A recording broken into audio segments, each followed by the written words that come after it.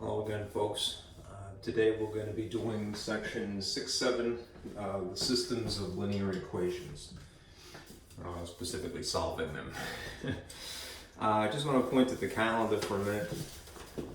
Here was the original schedule.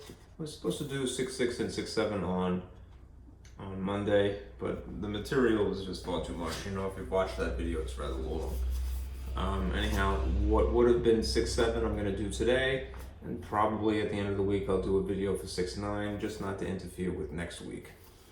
Okay, so let's get started. The packet that I have for you today looks like this. It's shorter. There's an overview of different incarnations of a linear equation. You're not going to need all of them, but you'll see when they would be appropriate to use. Before I turn the page, let me complete this thought. Basically, people get bogged down a lot of times. They see, well, there's a lot of letters thrown in here, and naturally there are, and some are lowercase, and some are capital, and some are entirely different M, right? And some are missing, and sometimes there's two. The way that I made this, it made it in color on purpose. If you notice, the one thing that is consistently true across all four versions of this is that there is a blue X and a red Y. Right? There could have been any color, but I made everything else black because the other features, while important, you know, in their own respective purposes, all right, might be different in different versions of this line equation. The bottom line is this. You could transform, rearrange the parts in one version of this to make it look like any other, all right? Perhaps the exception being the point slope formula, just because you have two of the same type of thing. But realistically, the things with the subscripts are the things that you would actually insert a number for, all right? Anyhow, these things that are in black, they're a job, all right? The things that are the same, Y and X, are the things that are always there, all right? So if you just ignore the fact that there's a capital letter someplace or a lowercase letter in some other place, all right? Just realize that those things are trying to signify a function. I really shouldn't use that word, but a job basically is more plain, all right?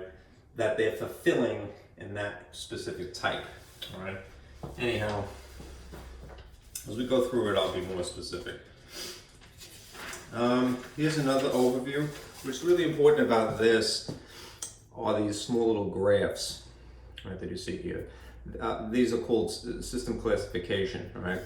Systems are basically two equations at once. Right? It could be more than two or more at once, right? And they basically sort of draw them in a sandwich, if you will. So, jumping the gun a little bit, but imagine you had this, and I'll kind of do the same thing as I had on that sheet. Right? If you draw an X plus Y, leave a little bit of space, right? An equal sign, and then immediately underneath it a second version of this.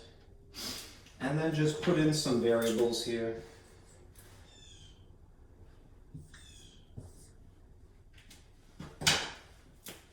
They're really the coefficients and the constant. And I'm not being too creative, I'm just using alphabetical letters.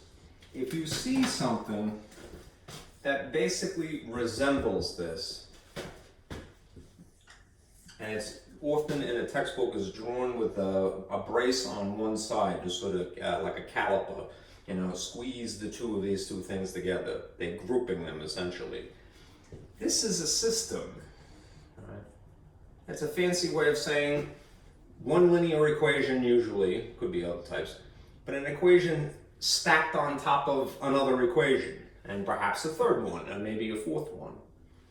The textbooks tend not to do this, but I do it, and I would encourage you to do it as well. All right? Label them. All right? It may not seem like a big deal, but it helps when you're working. All right? Just call this equation 1 and equation 2. All right. If you see something that looks like that, again, an equation stacked on top of a second equation, know that you're working with a system. Right? The practical usage of this, right, the purpose, if you will, is to solve for more than one variable at the same time. What does that mean?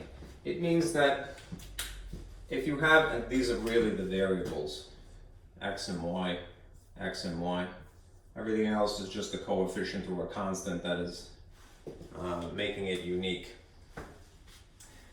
If you have two variables, you can solve for both of them simultaneously as long as you have two equations that involve them. And it's like that more or less into infinity. If you were looking to solve for three variables simultaneously, you would need a third equation. If you were needing to solve for four variables simultaneously, you would need to have four equations that all incorporate x, y, z, and some other letter, perhaps. All right. We are just really doing the algebra version of this. Right? The category of math that you might group this into is matrices. And a matrix is basically slimming this down, right? Taking out the caliper, right? The hand, if you will, the claw, all right? And drawing it into a box like this. And just noting what the coefficients and the constants are, okay? But for our purposes, we're doing it the more rudimentary way, right? Because it's easier to understand, all right? Anyhow, the principle holds, right? You have two variables you want to figure out. You need two equations that have those variables, okay? These graphs, since we're dealing with linear equations, all right, are how they would be visualized, all right? Normal situation is more or less when the lines just cross. Sometimes the lines are overlapping entirely into infinity, and sometimes they completely and perfectly parallel. All right. In terms of the answers, if you will, all right, the point where the lines would cross, if you graph them, would be the answer, the solution. All right, it would be two things. It would be an x and a y, like a coordinate pair, or an ordered pair. If the lines are perfectly overlapping, they actually have infinite solutions. And if they don't cross at all, that is, if they don't touch, they have no solution in common. Okay, so that's to summarize that. All right, the last part of this packet is some word problems that we'll go through. Okay, so print that out, and we'll get busy here.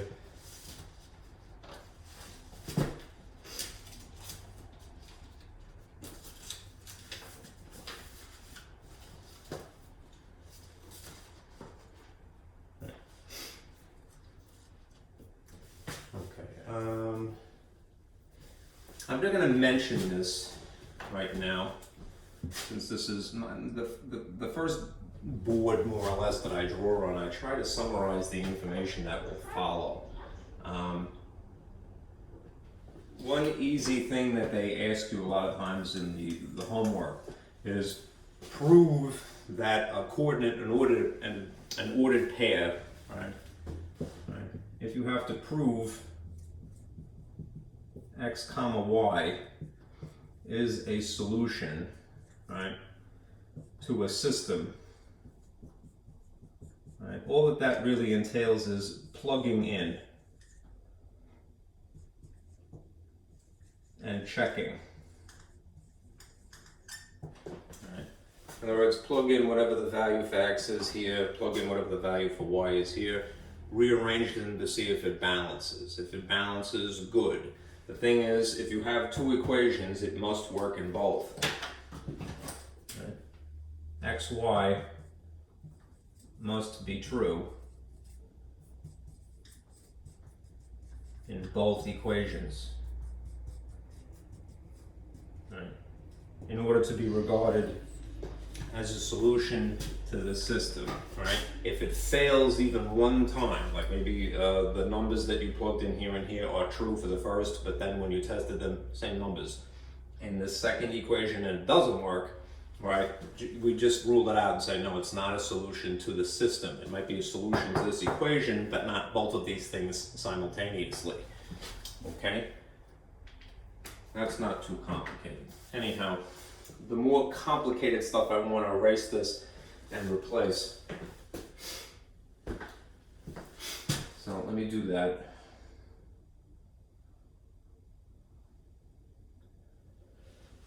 I'll put this aside for a moment. I don't want to move this too much because I'm afraid of that. Exactly, that happening.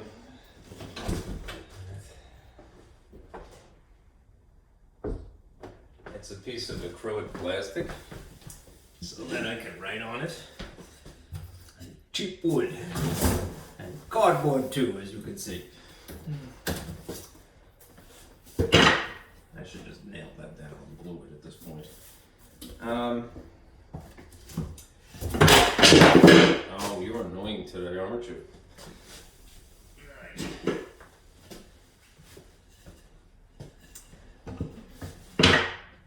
I'll have to get out my vice grips, otherwise I will nail it.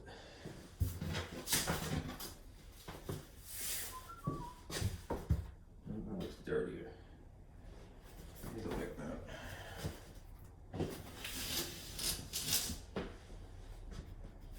There you go. Okay. See, I have a second piece of acrylic plastic, which again, it's not in the best condition, but it makes it a little bit normally easier to transition without having to wipe the board every 5 seconds. And I'm not trying to be lazy, I swear. It's just that it takes up so much time having a limited space. Right? Okay. Now, let me give you an overview of methods. All right? How to actually solve systems.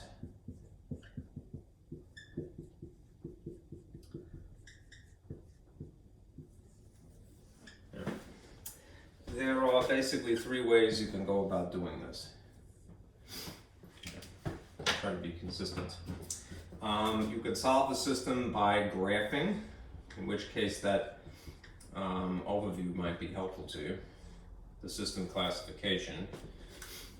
You can solve a system by substitution, which I think of the 3 is probably the easiest. I think in my own life, as I remember them talking about solving systems in Algebra 2 when I was a student.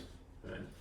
This is what they, people, especially if you didn't have graph paper, you would be like, just do it, by hand. Substitution is basically pure calculation. It's plugging one thing inside of another. The last thing is also calculation, but it's it's a more sophisticated calculation. It's called elimination.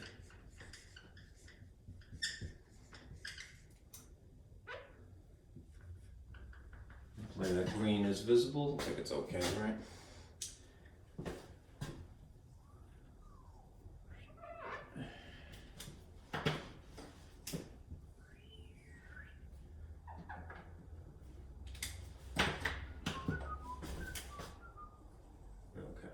We are familiar with graphing, so naturally we'll do that first. Right? But there is some procedure here to this as well. So let me try to limit myself to columns like this while I'm creating this overview. Okay. Basically, in this situation, you're going to draw graph, right, equations, and hope that they cross. They do sometimes, sometimes they don't, right? When they cross, they have a solution.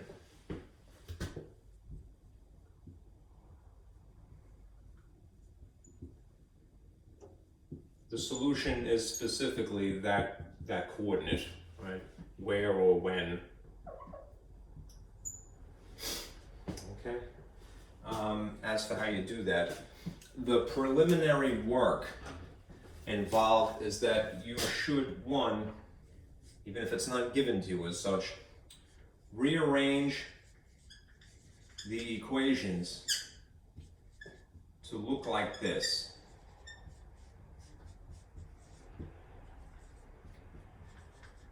Y equals mx plus b, better known as the slope-intercept form of the line equation. Right? This again is why I gave you this handout, because it's a reference. All right? Of these four versions of the line equation, styles if you will, this one, and how is it different from these others? This is the one version of the line equation that the letter y is sitting by its lonesome on one side. Notice that any other interesting features are on the opposite side of that letter y. So if something is not given to you that way, you're going to purposely rearrange the parts so that it looks like that, right? Both equations. How come? Because then you could graph them by hand relatively easy. Okay. And the second thing is that you want to do this on the same paper.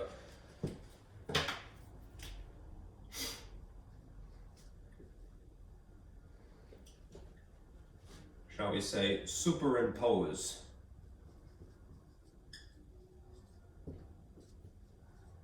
the graphs.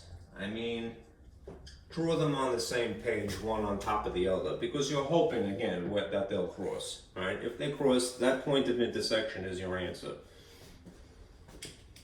Okay. All right. In this situation, substitution, basically, you're going to, you know how I was alluding to before, I said that if you had to check a solution is, you were to check a point, x, y, or an x and y value, or a solution to a system by plugging it in, you're going to do that, but it's not going to be a number, it's going to be an algebraic expression. So essentially you're going to plug half of one equation into the other. That is the gist of it, essentially. All right. Now, in order to accomplish that, or to facilitate that, here's the process. All right. In this instance, the arrangement of the line equations, they don't really have a name. You're going to rearrange either one of them. Rearrange one equation to look like this, x equals something, or you could go along with y equals something. And you could say that the y equals is technically the slope-intercept form, but it might be that the intercept is in the front and the slope is behind it. So it would be considered in bad etiquette, bad form, if you will. Anyhow, what you want is, and this is the key here, you want the letter, either one of them, x or y, alone on one side, because then the equation is solved for that letter. Okay? And then you're going to do this, plug in, you plug into the other equation. Now let's make sure that this is in the frame here. There's my makeshift ledge, you can see. And then 3, this is the technical term, back substitute.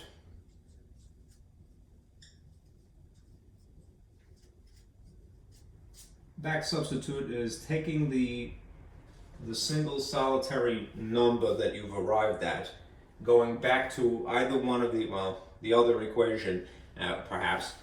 No, it doesn't matter which one.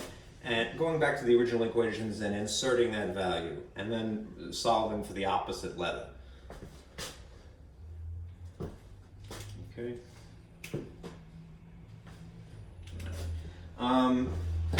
This method, elimination, is the most sophisticated method. and it's a little involved. The gist of this is, and I'll put it here, to facilitate, to cause a cancellation effect.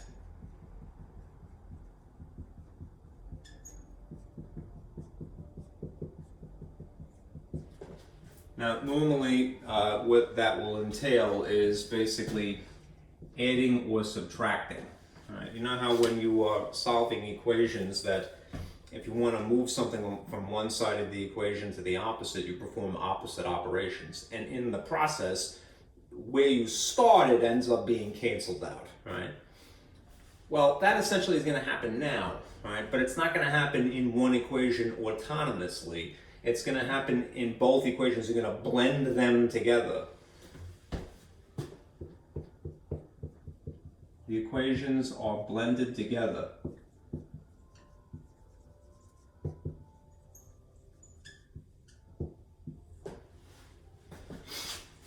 Stick them in a blender. Okay. I'm a little afraid that this is going to be faint and green, so I'll put it in, I'll just put it in blue again. Okay. In this case, the preferred style in which the equations are given, or if they're not, you're going to rearrange it, is standard form. Rearrange to standard form, which looks like this.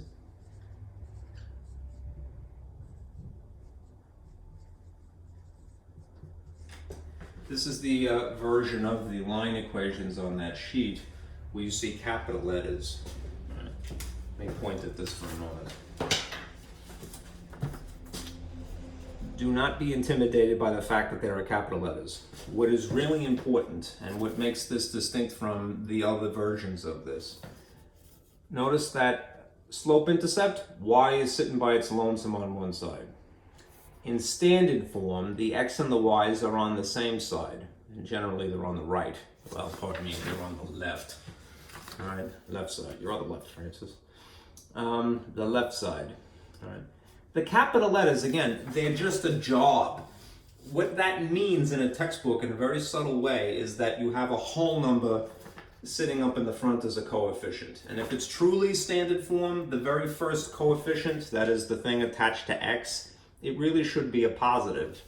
All that that means is that someone very purposely arranged the pieces so that the first term, something x, is a positive coefficient.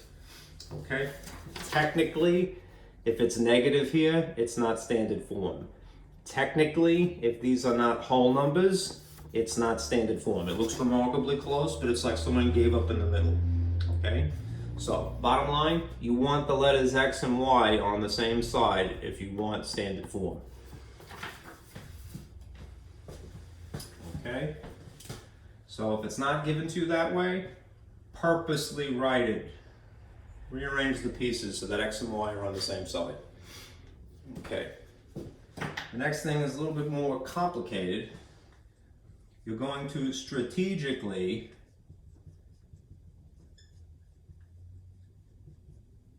choose a letter to cancel. That's a little bit harder because it's unique to the problem. What do I mean by strategically? I mean, choose of the two, the x or the y, to cancel.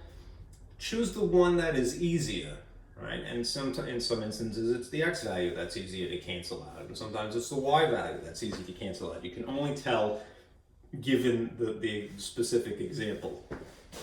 All right. How do you actually do it? It usually is just basically this. You're going to add or subtract like terms. This is what I say. You're going to blend together the two equations. The like terms from each, normally, again, you keep them totally separate, right? If you have two equations, just coincidentally. But if you stack them into a Dagwood-style sandwich, right, you're going to blend together the things that match somehow. They match according to the letter x's and according to the letter y's. And you can add or subtract them. Right. The last thing is And this is only if it's necessary. And this is the most complicated part because sometimes they're working with large numbers. If necessary, and it won't always be,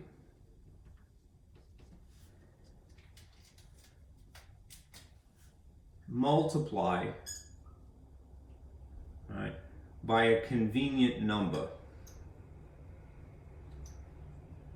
I'm going to put the hashtag symbol for number. Convenient. I think I spelled convenient wrong. Yes, I did.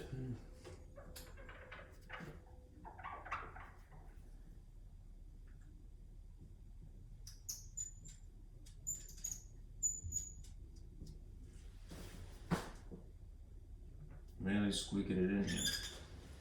Multiply by a convenient number. Hope that's visible. That's perfectly vague, right?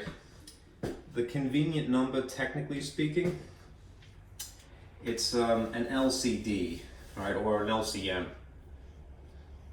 No, it's just a factor, basically.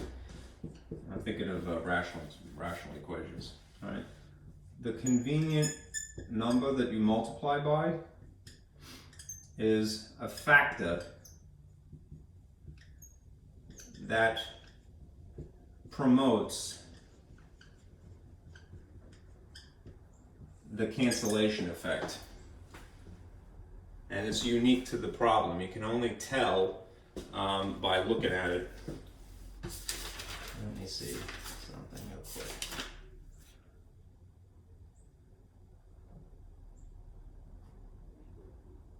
Okay. I'll come back to that. All right, this is the basic overview, right, of how we're going to solve. Let's do it graphically, an example of what you just do graphically, because you have some familiarity, I'm certain of that, doing that, you know, just single examples. So, more special effects, all right, and hopefully not a catastrophe. Here's my graph paper. All right. Last class, I believe I gave you, or a couple of weeks ago, perhaps, graph paper that looks like this. If you need to, go ahead, go back and print out some more graph paper. The axes, at least, are already drawn.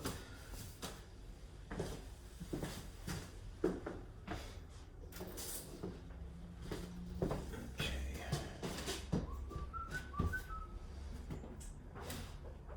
I have to erase this.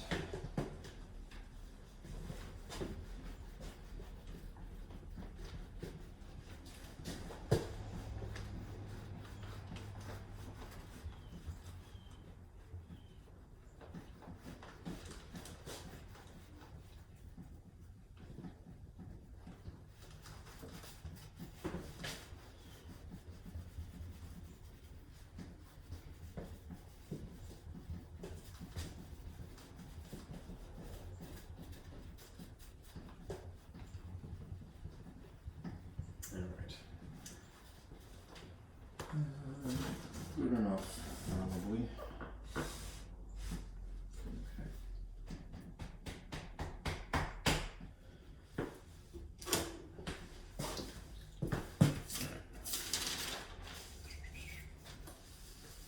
Now, let's say that you had to solve the system.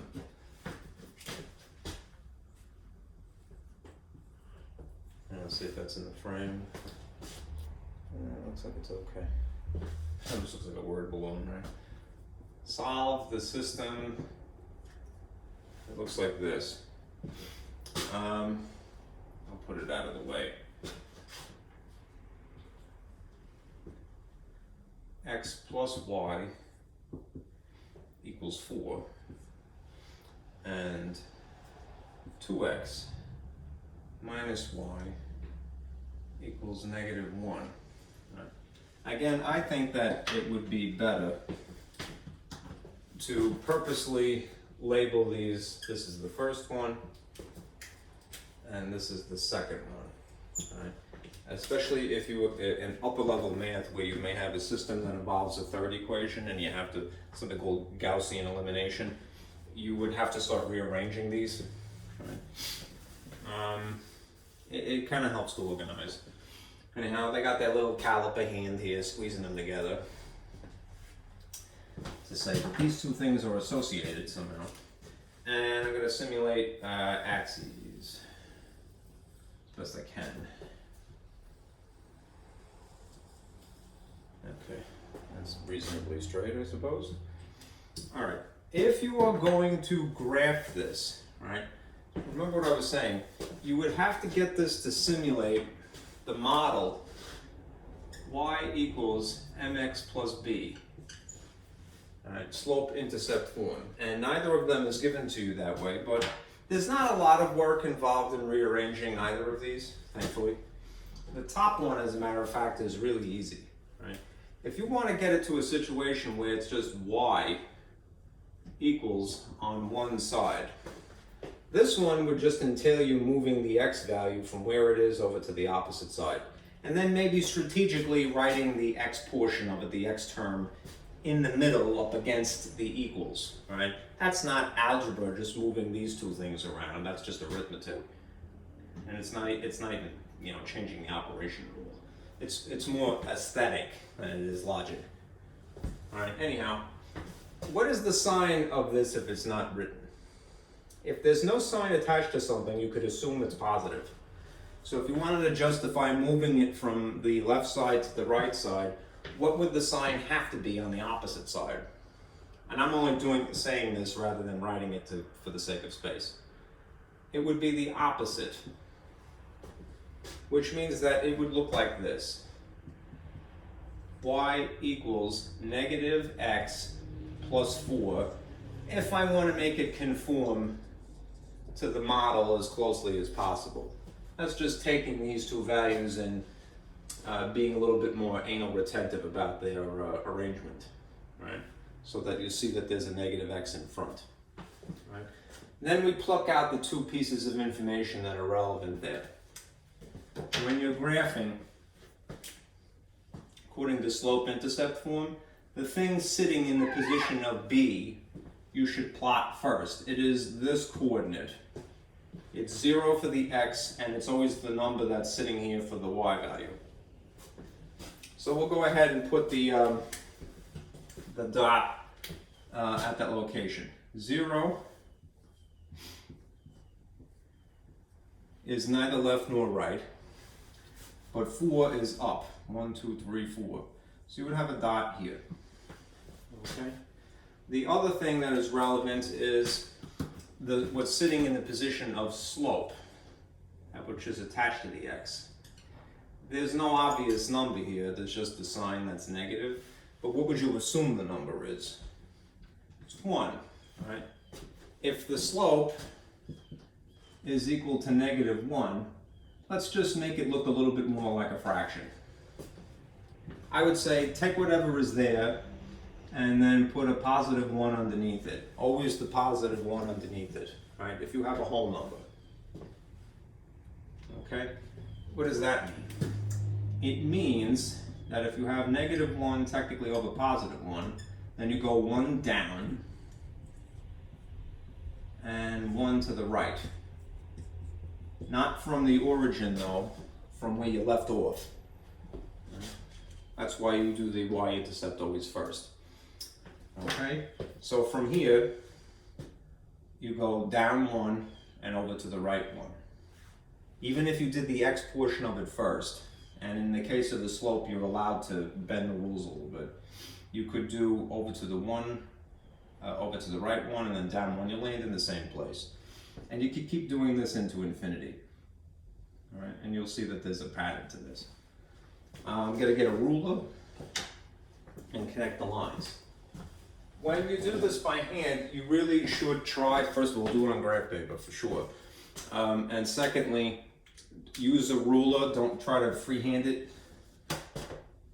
because the precision of a ruler will help you get the correct answer. So I'm trying to be extra careful here.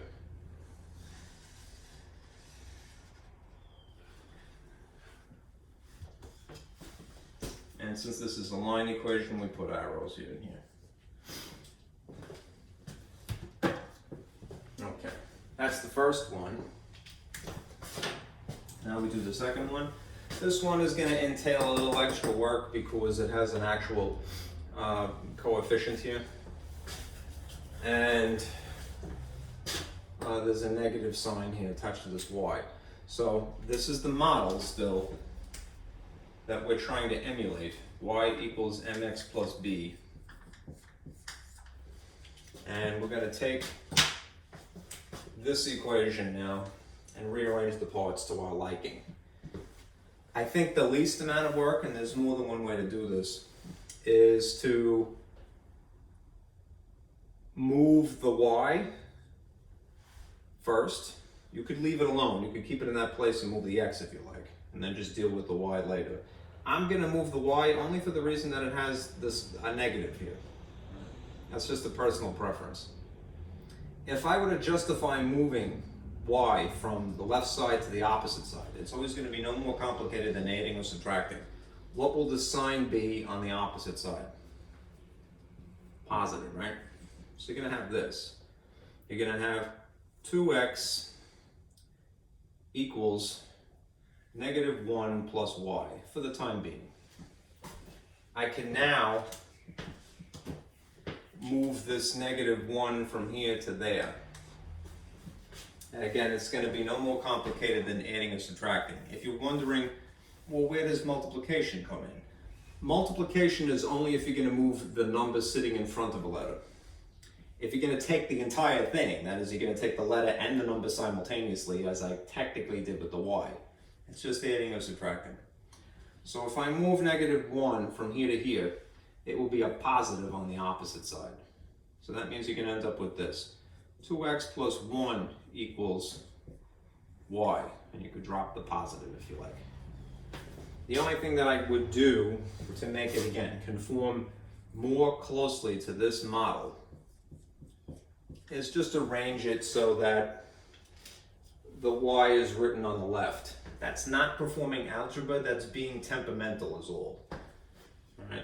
If you notice that the y is sitting by its lonesome, it would still be, if I wrote it like this.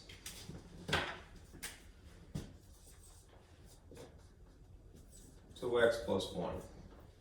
If you feel a little upset about that, just for the argument's sake, I will do it the other way.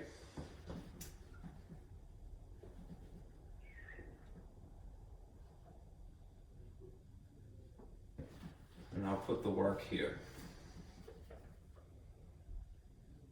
Here's the original equation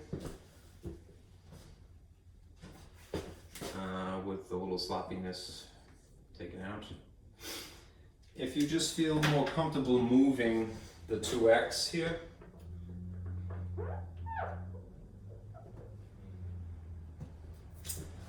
then you could draw a table like this, acknowledge that this is a positive, and move it over here. The opposite of adding 2x would be minus 2x, bring the letter with it, and then just park it over here. It can't be blended together with the 1 because they're not like terms, so at best we'll just sit them next to each other. 2x and negative 2x is canceled.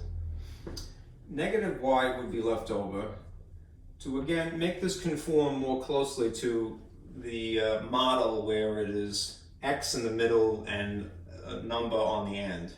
I'm going to purposely put this negative 2x in the middle and this minus 1 on the end. What I would have to do in this case is compensate for the fact that there's a negative here. All right? The intricate work involved would be basically dividing this by negative 1, and then each of these terms would have to be covered by that as well. Not just one or the other, but both of them would be affected by this. All right? Negative 1 divided by negative 1 is a positive. You'd be just left with y. This negative 2 divided by negative 1 would be a positive, hence 2x. And the same thing with that would be positive 1. Okay? There's often more than one way to do something, so don't be afraid to explore. Okay? Anyhow, this is our b value. So that's the coordinate 0, 1. I'm going to put a dot at that location. 0 is neither left nor right, but positive 1 is there. this is the slope, m is equal to 2. So I'm just going to disguise it to look like a fraction by sticking a 1 under it. All right?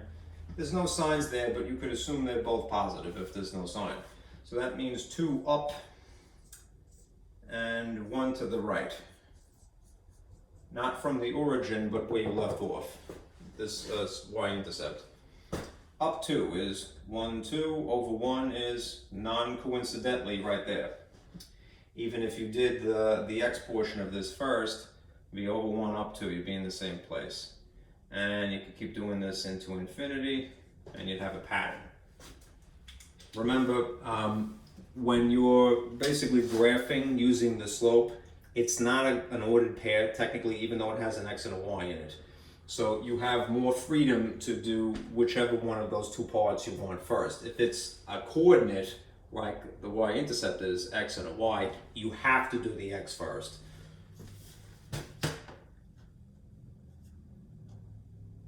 Okay. And here's our second line.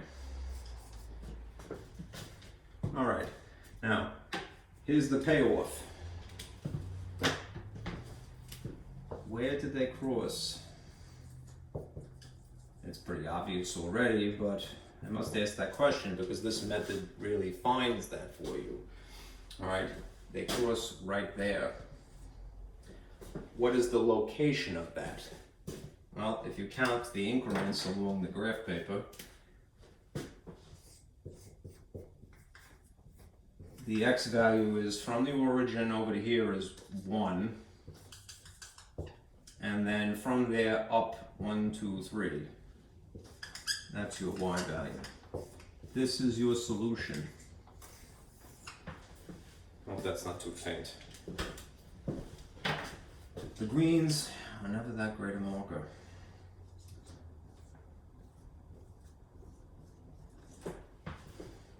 The coordinate, or pardon me, the ordered pair, 1, 3, is the answer. It is the correct solution. It's the point that they have in common, where they cross. All right?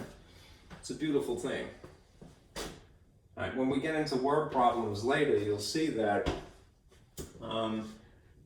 in business math, the practical form of this perhaps, they just change the name. They won't call it a solution, they'll call it a break-even point. All right. Think about, well, I'll just tell you right now, when you think of business math, they'll refer to this as the break-even point, right, where they cross. Okay.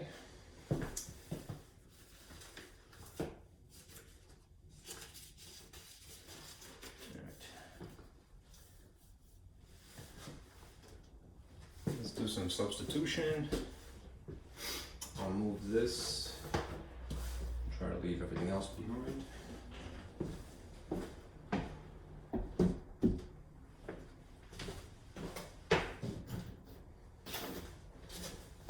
Okay.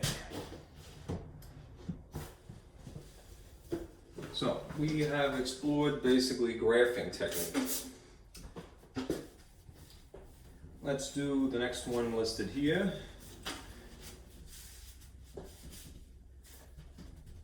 Which is to do the substitution. And I would, again, especially in more basic examples of these, right, where it's just a system of two equations. I'm tearing up my napkin here.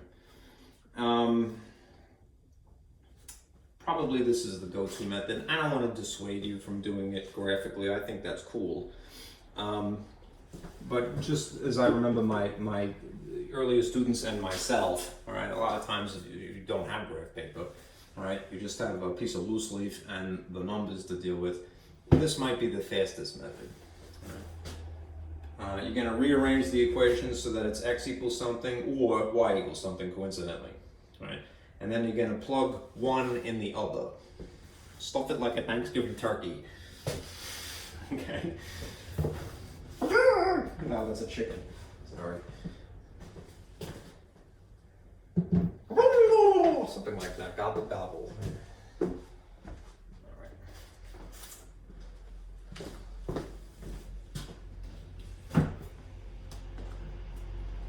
Poor turkey, and that's not nice. You know.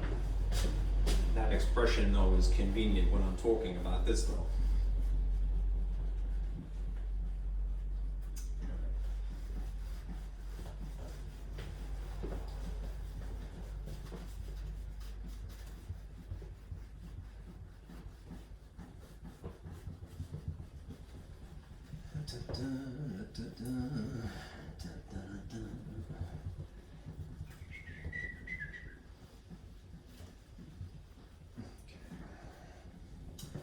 Alright, moving on. Alright, we'll do a couple of these because there's weird things that happen.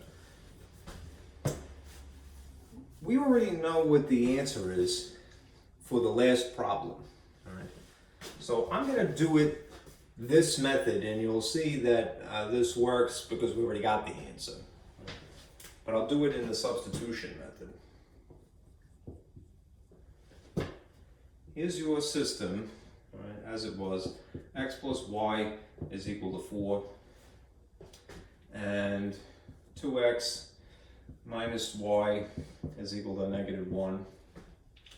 And again, just to distinguish one from the other, I'm going to label them as blue 1 here and red number 2 equation. All right. You do have to be a little strategic when you have this situation. My instinct, and this is only after having done many of these, is that the top one is the easier one to rearrange the parts. All right. And if I had to choose one letter or the other to move, I would move the y over to here. The effect will be that the sign will just simply change. You'll end up with basically this. X is equal to 4 minus y. Remember, this method doesn't care which letter is solved for, all right, just as long as one of them is sitting by their lonesome on the opposite side. And again, all I've done is basically this. I've subtracted y to cancel. And I'm going to leave it sort of messy like that. The next thing is to substitute, the actual substitution, hence the name. But it technically is only half of the equation. It's what the x is, not as a nice satisfying number. Its x happens to be an algebraic expression. And what I'm going to do is I'm going to stuff this in here. This is the actual substitution.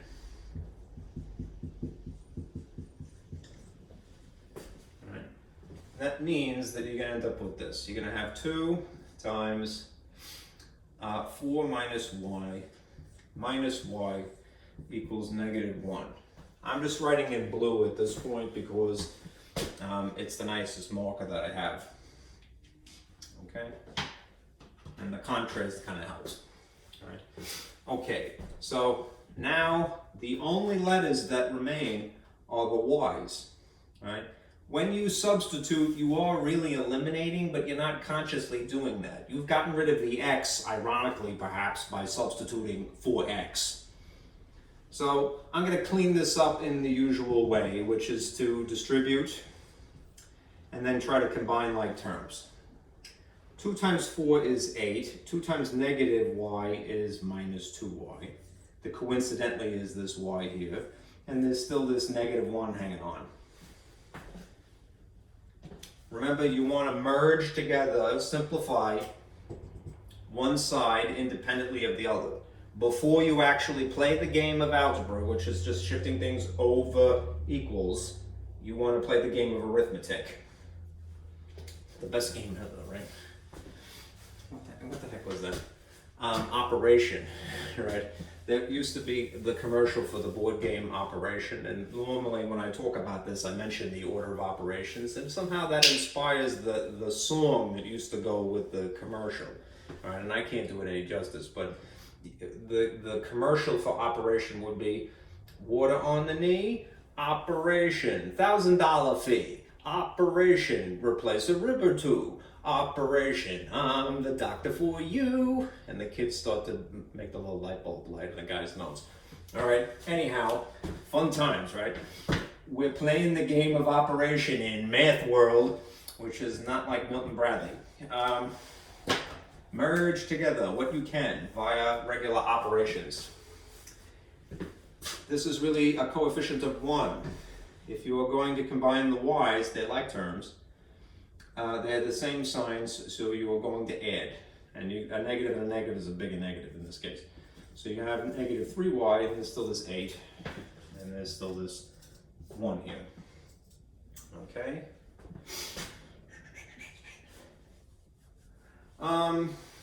You could, again, this is where you have some freedom of choice, which is to go forward one way versus another. All right, my instinct, and I won't force you to do this, is to not have to deal with the signs so much, because I find that people tend to not do those well. All right, not to dissuade you from memorizing stuff. If I do it the more brute force way, all right, I'm gonna move this positive 8 from where it is over to here. All right? And the way that I would justify doing that is by opposite operation. So I will subtract 8s. There's a negative 3y here. And then you have the situation again. You're going to combine these. They're the same signs, so you must add them. That establishes a 9-digit. And it takes the sign of the bigger magnitude, which in this case is irrelevant anyway. It's negative. All right?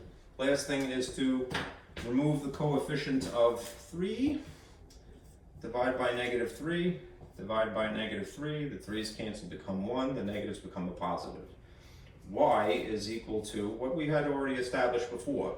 9 divided by 3 is 3, and negative divided by negative is a positive. My door is open downstairs, so I'm going to close it.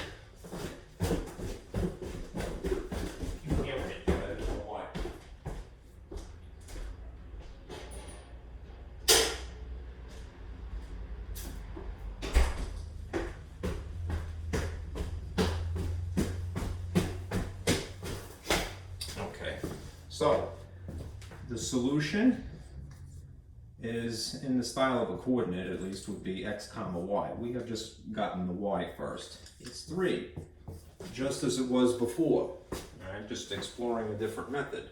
Now, the last thing, after you've established, you've gotten it to the satisfying point, where you have just a letter equals just one number, right? More or less our brainwashed conditioning from childhood. Right, what we've been taught to look for. This you're going to back substitute. Which just means go back to any version of these equations and stuff 3 in place of y. This one is already arranged in a convenient way. It is the original equation, but it's already set solid for x, so there's no more moving stuff around, there's just insertion. So if I put 3 in here, what's 4 minus 3? 1. Right, that's the answer we had already gotten graphically. Okay. Why be able to do it this way versus any other? Because it's nice to have the option. Yeah. Flexibility of mind. Here's my little buddy again. Yeah, I'm gonna be a fool and just show you one more time. I don't know if you could see him down there. There's my little groundhog friend. He was very cute. Just living his best life, eating grass or whatever. Don't get dizzy now. I gotta fix this. Okay.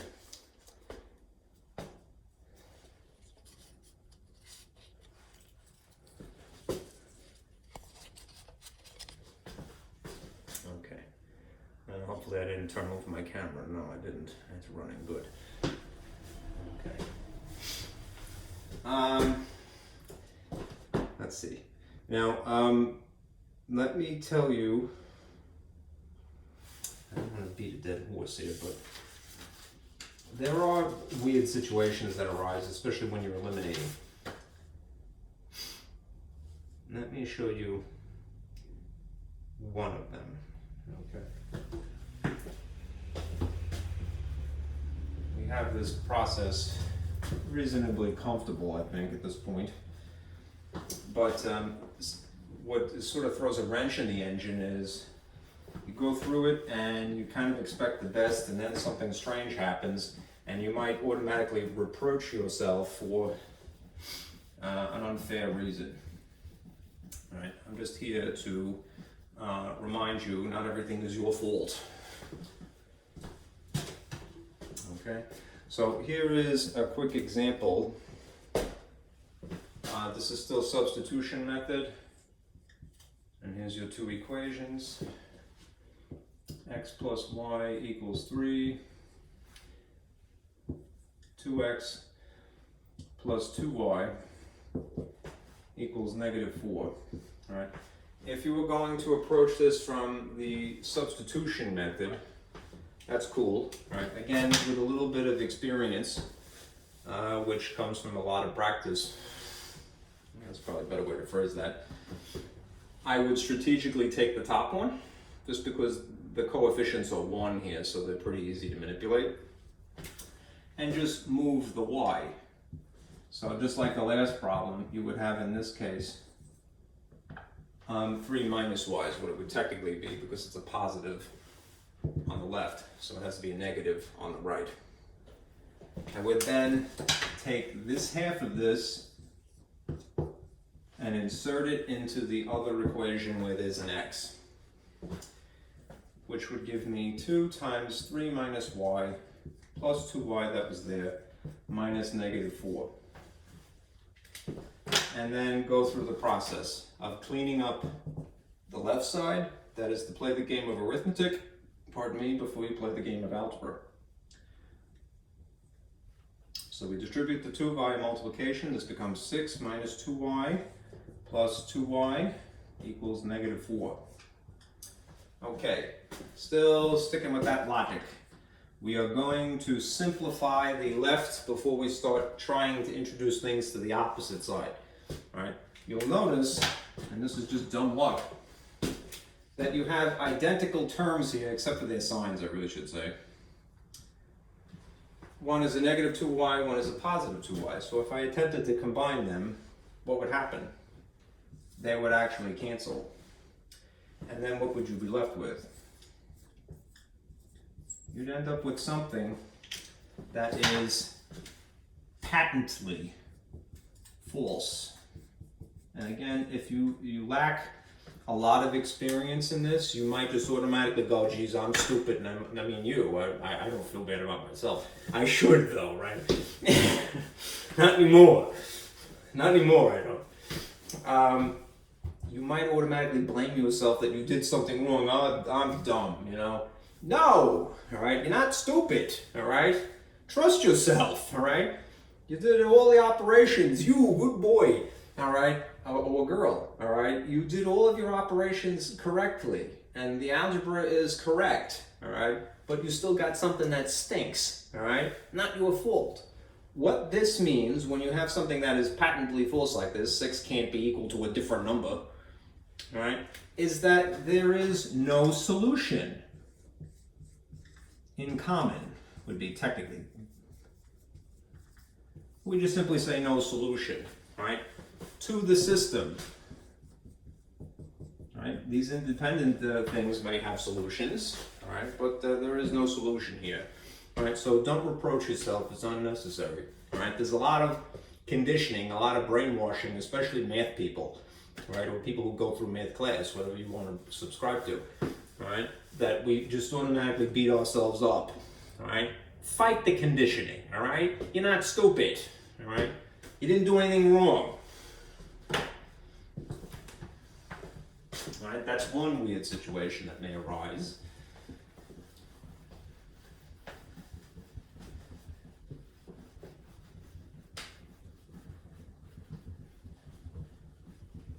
Here's another one. You notice that I didn't even bother to back substitute. I really couldn't anyway. All right. Here's another case.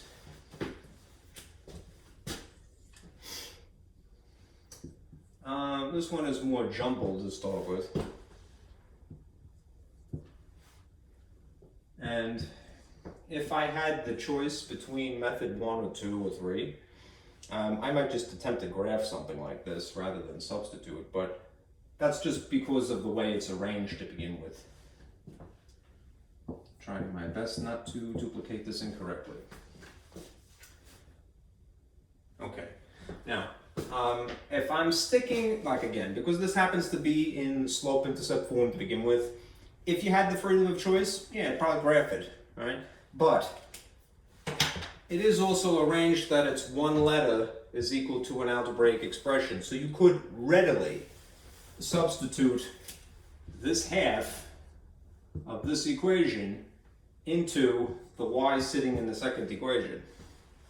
And here's what you would get. 2 times negative 2x plus 3 is equal to 6 minus 4x. And then you go through the motions of simplifying. Cleaning up one side before you start moving things around. 2 times negative 2 is negative 4 with an x attached to it. 2 times 3 is positive 6. Coincidentally, there are the same features on the opposite side. Perhaps it is not obvious. Again, if you lack experience, you might go, all right, well, keep going. And there's no sin in that. But let's see what would happen next. You might go, all right, now I gotta start moving stuff around. Let's say that you moved the 6 intuitively from here to here. The opposite of adding 6 would be to subtract 6. This would cancel by design, that is the normal case anyhow. But then coincidentally, the exact same thing would happen here. And then you'd be left with this. And even now, it might not be obvious to you that something is weird, right? So you'll go, okay. Next thing is, I've done the addition and subtraction portion of this. Now I'm going to just move the coefficient, so I'll do operations of multiplication or division. The opposite of multiplying by negative 4 is to divide by negative 4. Whatever I do to one side, I do to the opposite side. They would, by design, cancel here, leaving you with x. And then coincidentally, the same thing would happen here. And here you get at the end something that is not what you were expecting. It's true, right? A letter x can certainly equal itself. We just didn't do the practical thing of figuring out what the value is. Anyhow, what this means in a weird situation like this is that there are infinite solutions to this system. Right? It's less satisfying than the usual brainwashing of letter equals number. But whether you get letter equals letter or a number 0 perhaps equals 0, it's totally cool. It just means that there's infinite answers, correct answers or solutions. Right? So don't feel bad.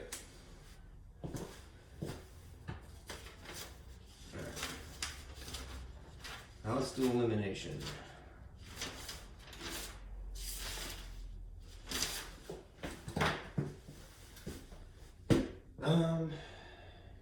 Let me clean this first, and then I'll move it back and forth.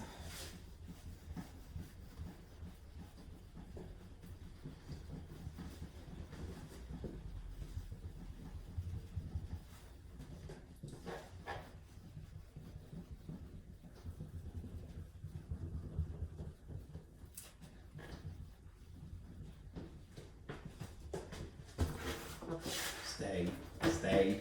It's the suction effect that pulls it.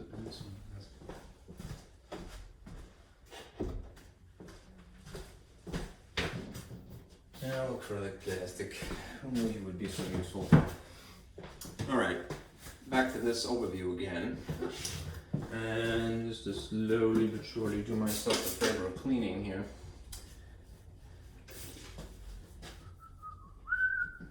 We're going to discuss this last third method here, and then we'll get to the word problems. All right, method 3. This is a situation where the equations are going to blend strategically together. All right. Normally you wouldn't start adding parts from one into another. It's like taking one car and taking the engine parts out of it and putting it in a different car. All right, but you will here. All right. The gist of this is that you want to facilitate, that is to cause a cancellation effect. And usually that just entails adding or subtracting. Right? On occasion, the more complicated problems require you to multiply by some convenient number. Right? It's a factor that causes numbers to match somehow, right, with opposite signs. All right. Let's do an example here adjacent. All right, this will be a more basic type, so you won't really have to do too much prep work. But suppose these are your two equations. I'm going to try to write these in different colors on purpose. 4x plus y equals 13. And then immediately adjacent to, underneath it I should say, is 2x minus y equals 5. Now, this is more or less the way that you would see it written in a textbook, right? At least with the caliper. The labels of 1 and 2, probably not, but I would put them there anyway. Another little tweak that I would encourage you to do is, if you're going the elimination method, which I've scribbled on, is draw this line like your standard addition or subtraction equals, right? And draw dashed columns like this. Right? The purpose for such a structure is to more like a, I hate horse racing, but I mean like put the blinders on so that you narrow your focus to just the things that you're going to blend together. All right. All right. Now, this one, as I said, is the most basic type. There's no prep work here. Pretty much it's good to go. All right. What do you see is exactly the same, I should say, what is mostly the same, except for the signs. The y's. Now, if you want, you can put the coefficient of 1 in here. It's up to you. If we are going to legally blend together the parts from the blue one into the parts from the red one, we'd have to do it according to like terms nonetheless. This one would cancel immediately, right, via addition or subtraction. Positive 1y minus 1y, I don't know what the y's are, but it doesn't matter. By sheer logic alone, cancels out of existence. And that leaves you with just these things. These are both positive, so you can add them and get 6x. And over here, these are both positive. You're going to add them and get 18. And then you're going to divide by 6. And x is going to be equal to 3, just coincidentally. Right? You are still in a case like this going to have to back substitute.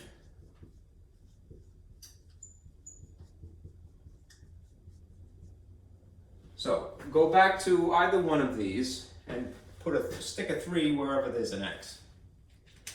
I'm going to go with the red one, only for the reason that it has smaller numbers.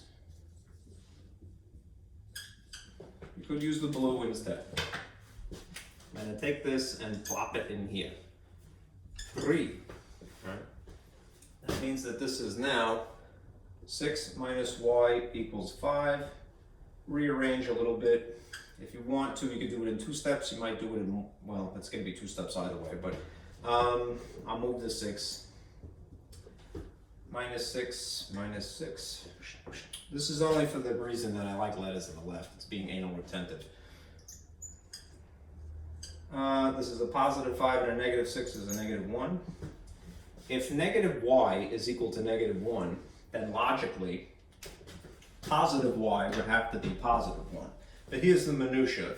If you treat this as having a coefficient of negative 1 and you want to move that from here to here for the sake of simplicity, divide by negative 1, divide by negative 1. The 1s are just 1. The negatives become a positive. Y is equal to 1.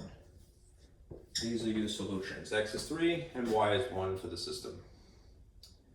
Right. If you group them together in the style of coordinates, it would be 3, 1 in this case.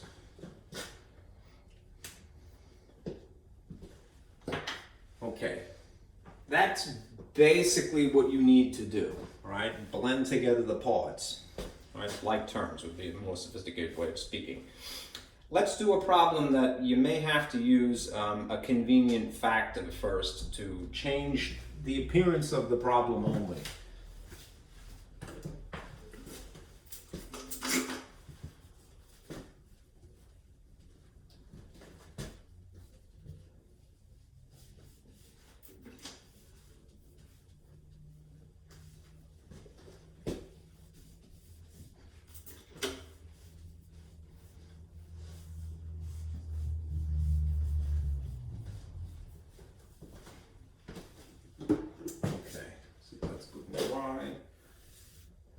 Looks like it's okay. This problem, example, caliper 1, 2. It's a brace, is really what I should call it, but it reminds me of a caliper. 4x minus y equals 2. And then underneath it, there's a 3x plus 2y equals 7. Okay. I would start with drawing a little table here. You may end up not using it, but it's a good habit. Now, analyze, the coefficients. All right. You ideally want same digit, opposite sign. All right. If you look at the 4 and the 3, of things that are like terms. This is a positive 4, this is a positive 3. They are the same signs, so I would automatically ignore them. But they're also not the same number. If you go over to the y's, this is a -1 technically, and this is a positive 2. All right. They're opposite signs at least, but they're not the right digit. So as far as the constants are concerned, you're not really worried about that. It's just the letters that you want to analyze. All right. What you have to try to conceive is a situation that would be, and it only comes with experience, the easiest, least amount of work. All right? If you multiply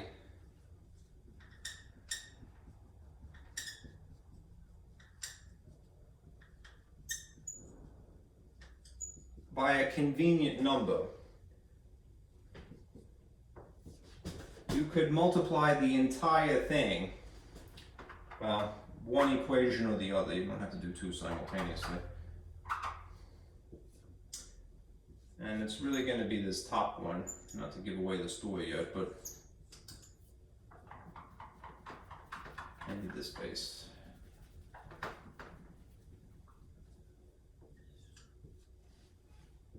What perhaps would we want this y to be if we want there to be a cancellation effect as before? It has the correct sign, at least a useful sign. We want opposite signs. Again, ideally, we want same digit, opposite signs, because that causes a cancellation effect.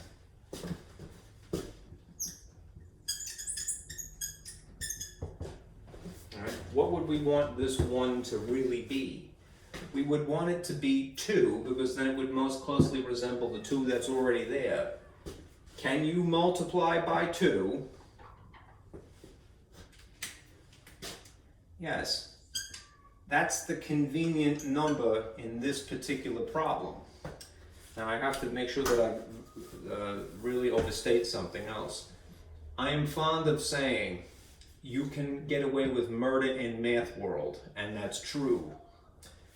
That is, you can randomly choose a number, seemingly randomly, out of midair, and multiply it by an equation that's given to you, as long as you're consistent. You can get away with murder as long as you're consistent. So I really want to just multiply by the 1 that is sitting here for the sake of cancellation. That's the strategy. But in order to get away with it legally speaking, I'd have to do it to this 4 and to this 2 coincidentally. I'm going to erase this stuff just because I need the space now.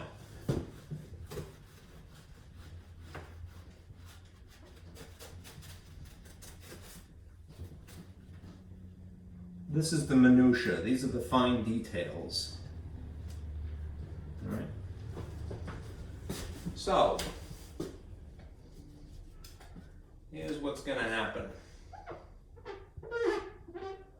I've zeroed and decided just because they're the smallest, easiest, least amount of work, that I'm going to try to cancel out the y just because of its coefficient. So, the convenient number that I'm going to multiply the blue equation by is number 2. It's just a convenience. And again, for the sake of legality, I'm going to do it to all of these pieces. Sorry for the green, it's not too strong, right? What of the green have I got? I've got 2 of the greens and maybe that would be better. This one is behaving today, so I'll try that. This 2 is going to carpet bomb the entire problem here. Okay, what's 2 times 4? I'm gonna write it adjacent. 8x attached to it. What's 2 times -1? Technically it's -1. Minus 2y. That's really what I was after. Alright? But what's 2 times the last 2 over here? 4. Okay. Now, that's still kind of crummy. This equation that I didn't have to manipulate on the bottom, I'm just going to scoot it over and proceed with the original plan, which is to choose a letter strategically to cancel. Well, strategically it's the y's that I'm going to cancel, and now blend together the leftovers. You might say to yourself reasonably, you just invented something from scratch, and you're right. But here's the thing, and it's a wonderful thing. Even though these look different, this is all perfectly legal in math world, because, right, these are equivalent equations. That is to say, the blue equation and the green equation are equivalent equations. Even though they look different, the relationship between the parts is the same as the relationship between these parts and each other. It's kind of like the fraction of 1/2 is still 5/10, right? If you divided 1 by 2 with your calculator, you'd get 0.5, the decimal. If you divided 5 by 10 with your calculator, you get 0.5, the decimal. Because even though these look totally different from one another, they don't even incorporate the same digits, except for the ones, technically. All right? They have the same relationship overall. All right? You can do the same thing with an equation. You could legally get away with murder in math world. Change the appearance of something as long as you're consistent. If I did it to one part, do it to the whole slew of them. Okay, now we continue our work.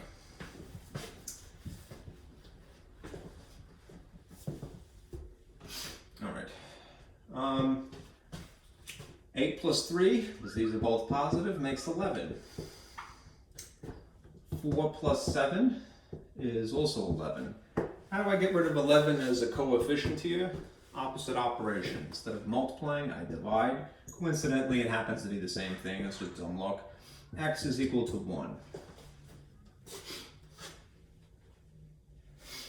Okay, and then, as before, you have to back substitute.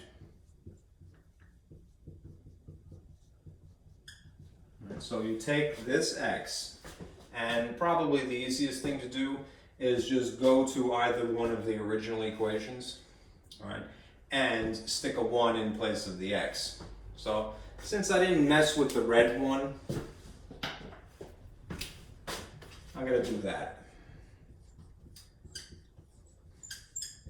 You could put it in the blue one. In theory, you could put it in the green one as well. But it doesn't matter. Do what is the least amount of work. Be strategically lazy. 1. 3 times 1 is 3 plus 2y equals 7. Manipulate algebraically. This is a positive, and you want to drag it over to here. That's algebra. Minus 3, the 3's cancel. 2y is equal to 4. This isn't getting messy here. 2y is equal to 4. Divide by 2. Y is equal to positive 2. These are your solutions in tandem.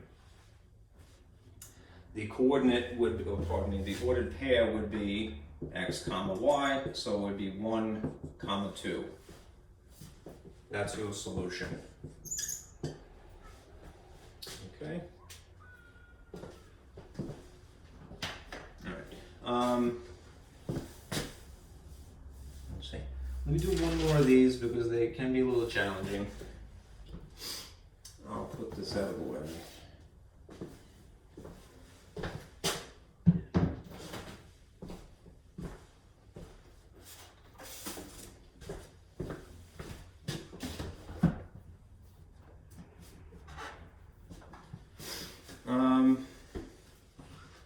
Let me do this. Here's the last example of this type, and then we'll do our word problems. If it helps when you're doing your work, even if it is tedious, write the individual equations in different colors because it will make it more contrasting that one is autonomous from another. It helps sometimes. Just don't put green near red because they're hard to distinguish. At least if you're colorblind, right? It would be more considerate. Green doesn't write so well, sadly. I like green, but it's problematic.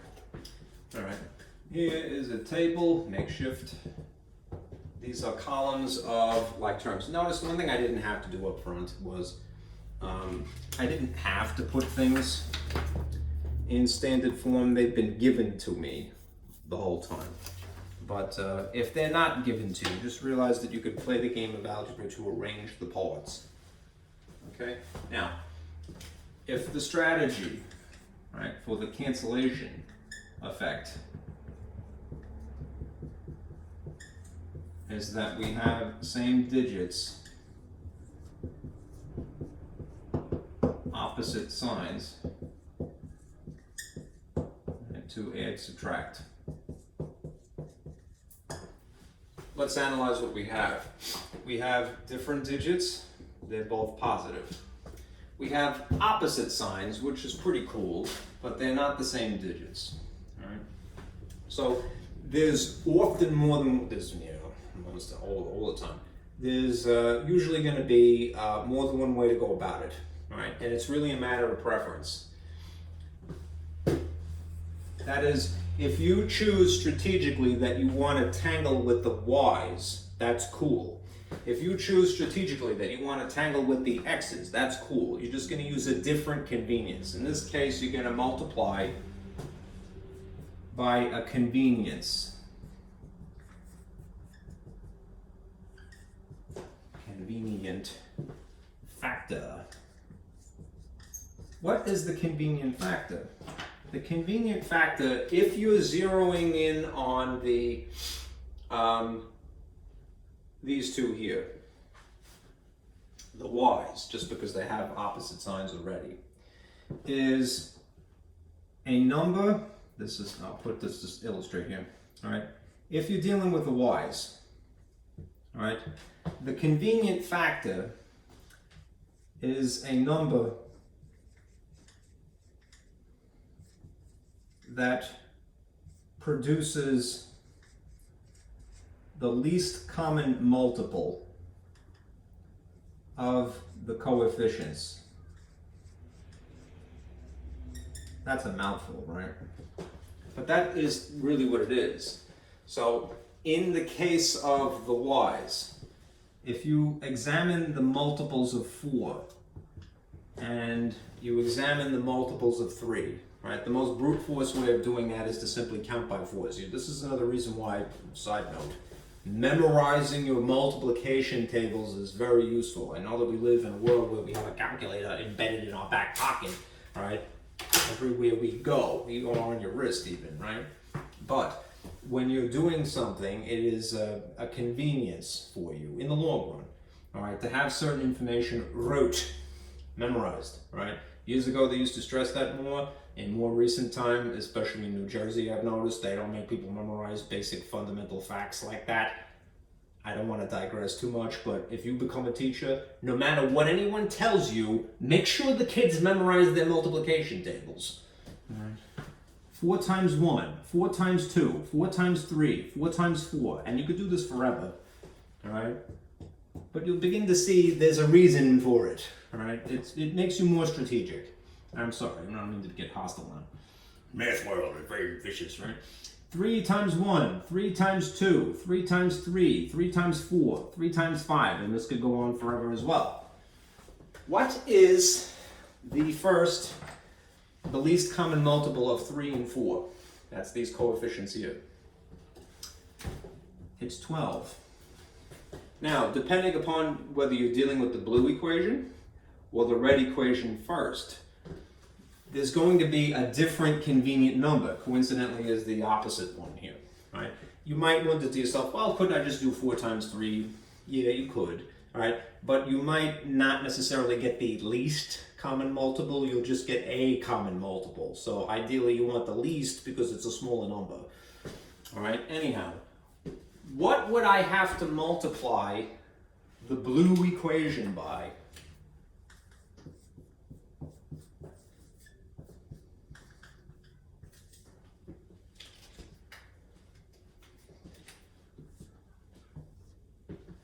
What's the convenient number that I would have to multiply by to change this to look like 12? In this particular case, the convenient number would actually just be the number 3. And then in order to get away with that, you're just going to be consistent. All right? And this will be what you end up with. The equivalent equation will be 3 times 3 is 9x.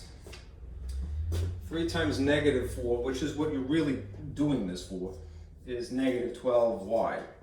And 3 times 8 is equal to 24. Okay. At the same exact time, I'm just going to erase this now. If you analyze the red equation, what would you have to multiply? What's the convenient number?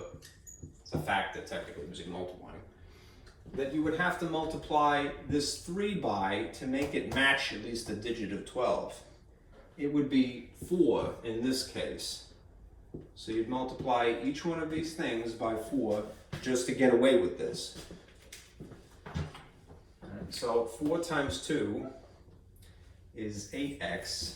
4 times 3, which is what the reason that we're doing this, is positive 12y. And 4 times 9 is 36.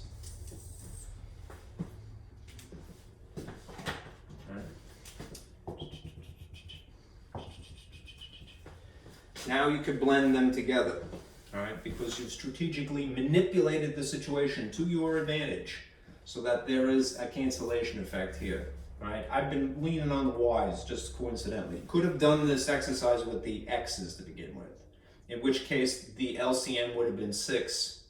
Right? The least common multiple would have been 6, and you would have multiplied by 2 and 3 respectively. 3 here, 2 here. But I'm going this route. Now you add, this is plus and plus, that's 17x. And this one, bigger numbers here. is 10, carry the 1 is 60. It's a crummy number that you end up with, but it actually is correct. All right, of all examples that they gave you, it gave you an improper fraction. But here, how do I move 17? If it's a coefficient of x, divide by 17, they cancel technically. Do the same thing here. You can lower the terms of this, but no, actually in that case you're stuck with it. All right, yeah, it's a crummy number, but this is what x is. X is 60 over 17. Don't be deterred, all right? I know that a lot of times you get some crummy number like that, an improper fraction, all right? Resist the temptation to make it a mixed number. That is, don't divide 60 by 17, all right? When you're talking to a fellow human, all right, sure, all right, to explain to them that it's like, you know, whatever that turns out to be. I'm gonna cheat, all right? 60 divided by 17 is what? 3.5 something, all right? When you're talking to a fellow human, right, you would say, oh, it's 3 and a little bit extra, you know, as in a mixed number, all right? Because we understand whole numbers better than we do improper fractions. But when you're trying to back substitute this, and you have to, all right, you want to leave it in this style, okay? So we're going to back substitute this now, all right, into whichever version of the equations is convenient for us. All right, so I made a mess here, so I'm going to have to erase a little bit.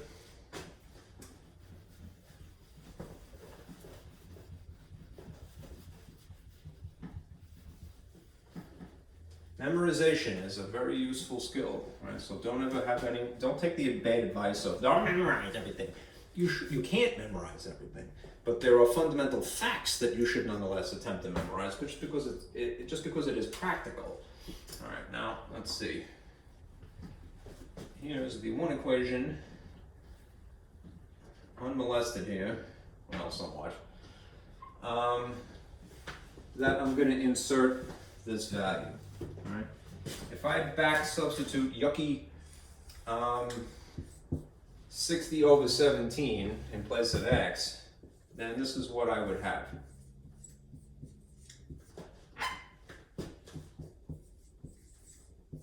Equals 9.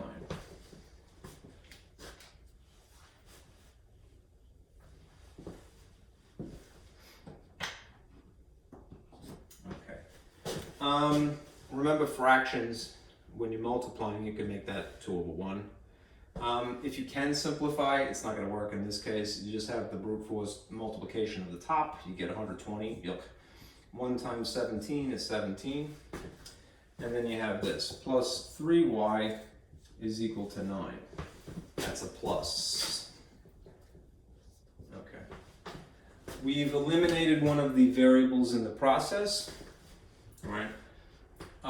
By substituting, maybe ironically, right? But we have this gross improper fraction here. It's still a regular number though. It doesn't have a letter attached to it, so that's cool. What I'm going to do is I'm going to go through the usual motions now.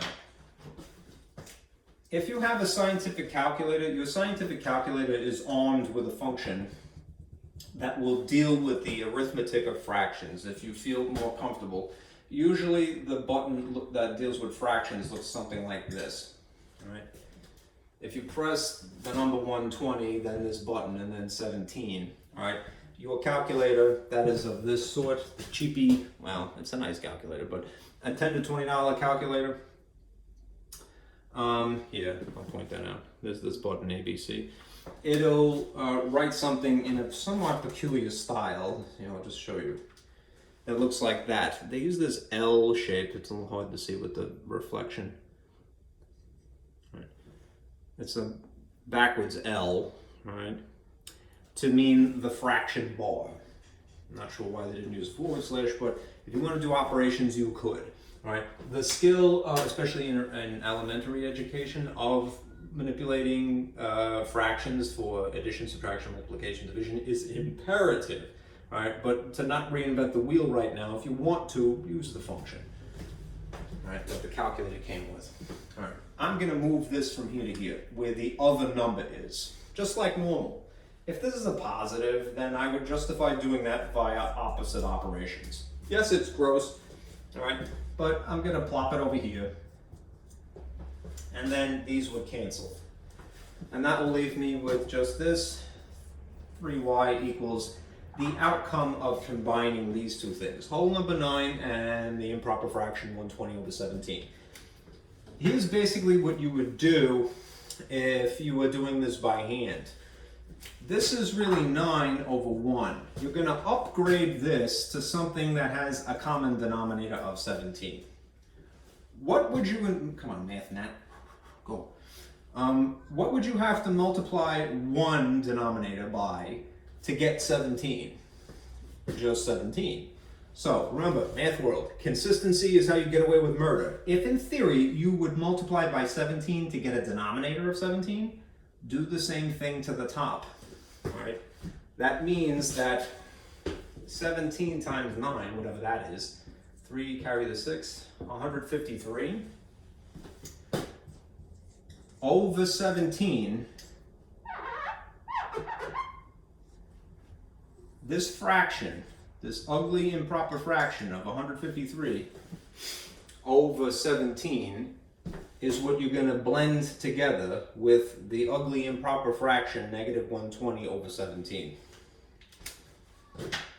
And it's really just the numerators that you're going to blend together. This is positive 153 and that's negative 120. One of each sign, you really subtract them. What's the difference between 153 and 120? 33 apparently.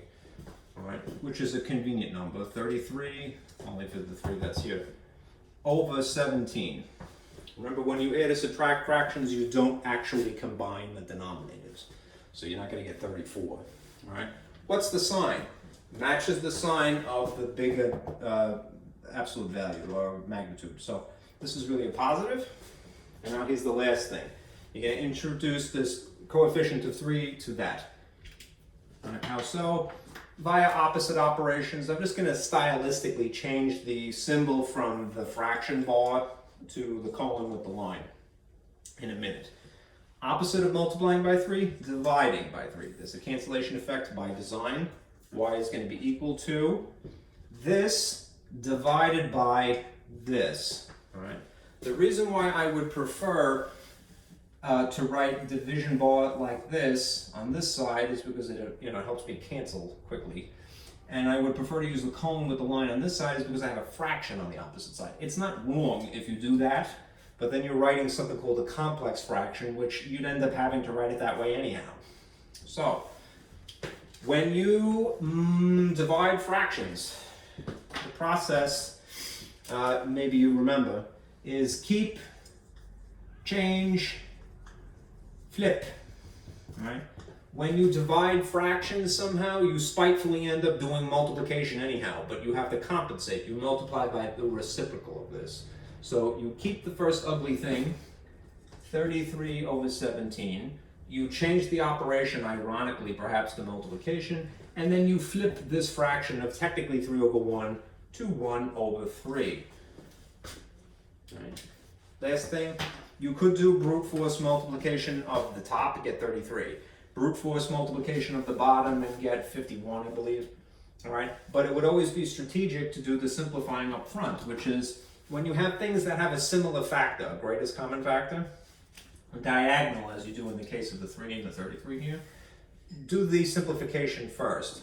It's dividing by a GCF, a lot of it in your head. 3 divided by itself is 1. 33 divided by itself is 11.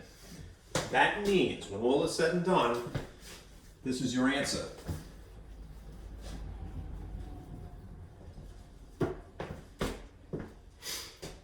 X we've established is this awful figure, 60 over 17.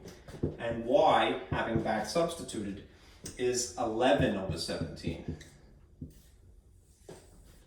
Okay? That's the hardest it could possibly get. Why?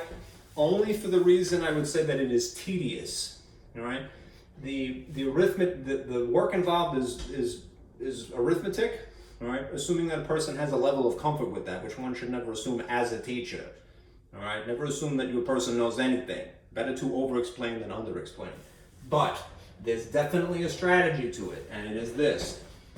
The cancellation effect occurs when you have the same digits, all right, for the same letter, all right, with opposite signs, and that's just via adding and subtracting. Sometimes you have to multiply by a convenient number, a factor technically if you multiply. What is it? It depends on the numbers that you're working with, all right? I chose the y's in this problem. So I want something to get to the digit of 12, and because it wasn't going to work, the way that they were originally written was 3 and 4, I had to multiply by convenience twice, all right? A different number on top and a different number on the bottom, all right? Okay. All right, let's do some word problems, and then I'll stop. About a minute 40, an hour 40. You could see this is not the kind of thing that would be appropriate to stuff full in one day. Just because it's so involved.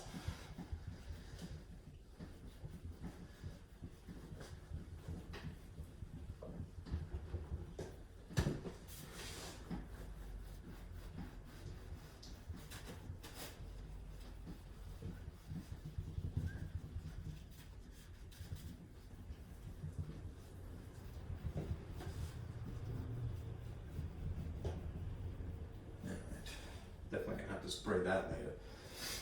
Okay. Let me give you some, well, let me point to this first. In the packet, there's 2 pages that are for word problems. All right. So I'm gonna be referring to this one, all right, which is about a system. It's just not called a system. Right? It's a word problem that you would employ a system of equations in order to answer it. Get rid of this.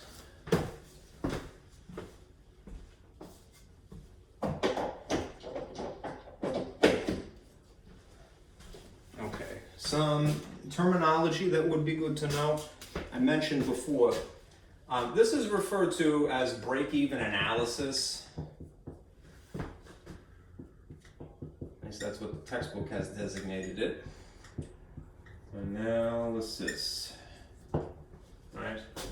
The break-even point is, in comparison to Math World, which is not an application. Math World is anything that is mathematically possible. The break-even point, all right, is the solution to a 2-equation system.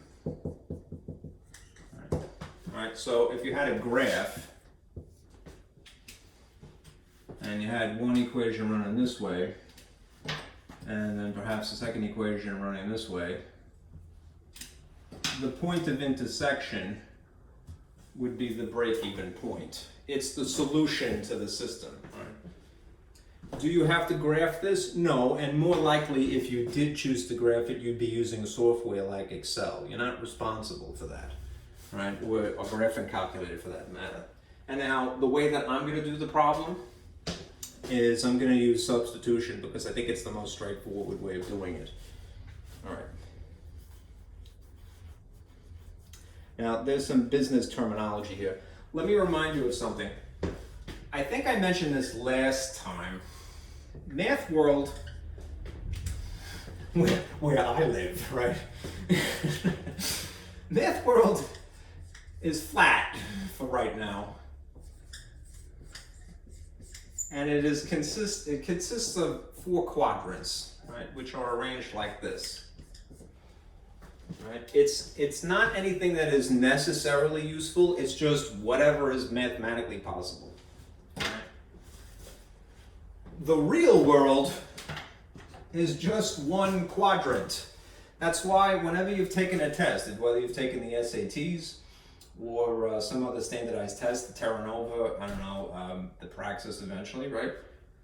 They narrow the focus without even telling you, all right, to just 1 quadrant, because that's where the so-called real world lives. All right, it's just quadrant 1. So any kind of graphs that you would see are slimmed down, usually to just look like that. All right, so it's technically just quadrant 1.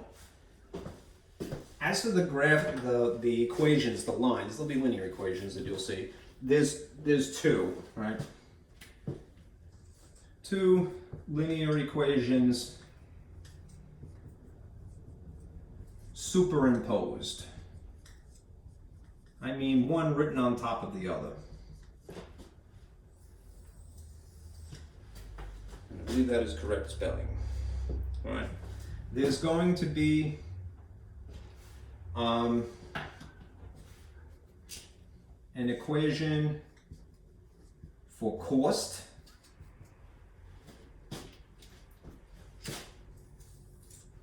and on the same graph, superimposed, there'll be an equation for revenue. And I hope that this isn't too faint. If it is, I'll darken it. Is that visible? I don't know if that's better or worse. Maybe that's better. Okay. All right. Basically, these are equations that express money. All right. So when you think cost, think money. All right. This is going to spit out dollars since we're in the United States. All right. Similarly, this is going to be an equation that expresses money, so it's going to spit out dollars, right? Calculate dollars, right, somehow. Think of this as basically being money out, which is what you're hoping for, right? This is more or less earned as a result of doing something, right? And think of this as being money in.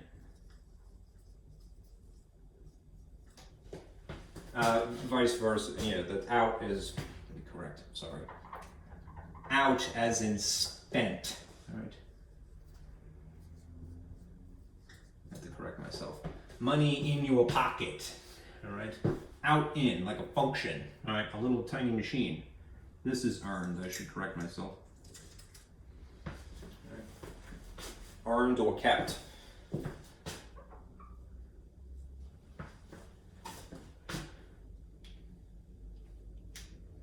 Sometimes they call this outlay of money.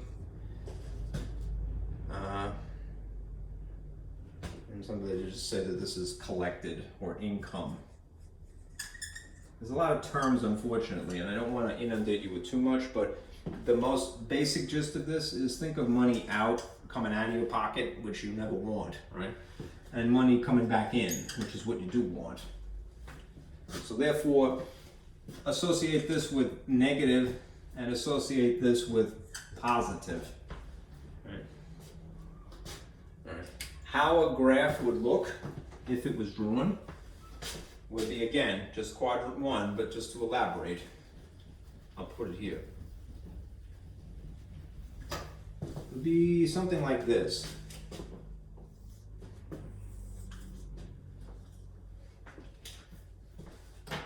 Normally we call this the X and the Y axis, but in a real world application they might change the title of these. It's still a horizontal axis, right? This might be unique to our problem. Number of units, whatever the widgets are, sold, right? Progresses forward, gets more positive this way, from 0. Right. And then what would normally be the y-axis, all right, you might change it to, I don't know, dollars in this case.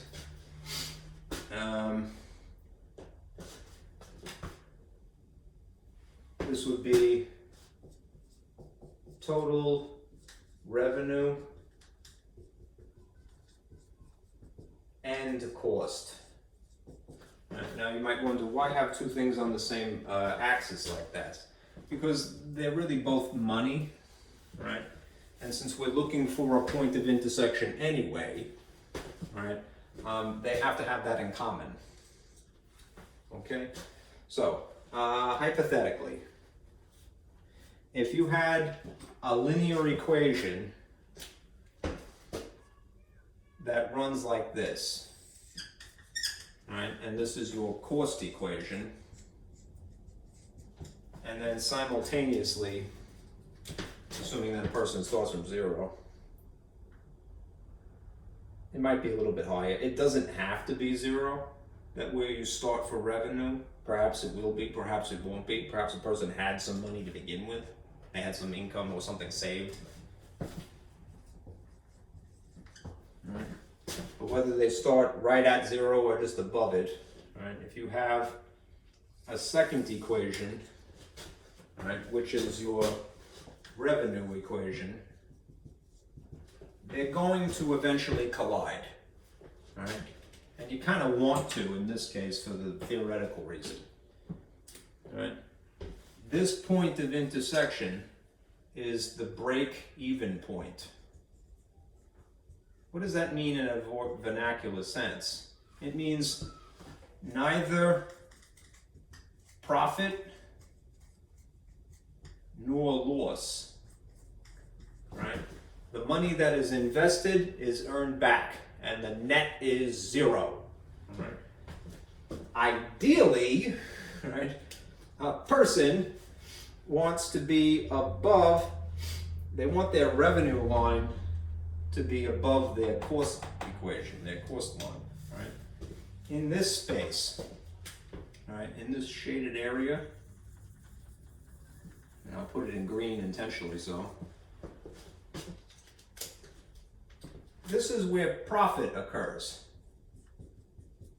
Right? Whereas if their blue revenue equation, that is the money that they have on them or in them, all right, if it's underneath the cost equation visually in this area, this is where loss occurs. All right, they're hemorrhaging money. All right, to use a business term, right? Okay. All right. So anyhow, bottom line, you're gonna have a cost equation, you're gonna have a revenue equation. They're both talking about money from two different perspectives. One is from shelling money out somehow. It's invested, it's money spent, but think of it associated with out. All right. And then the revenue equation is money that you get back or that you start with. Right.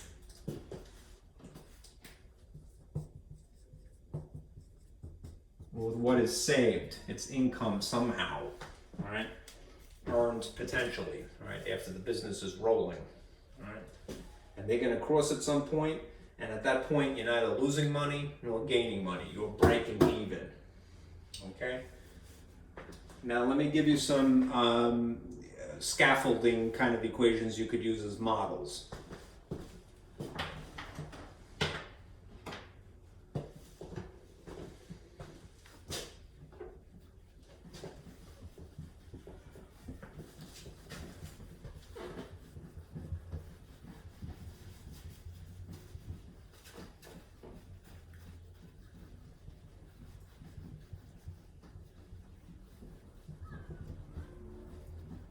Okay.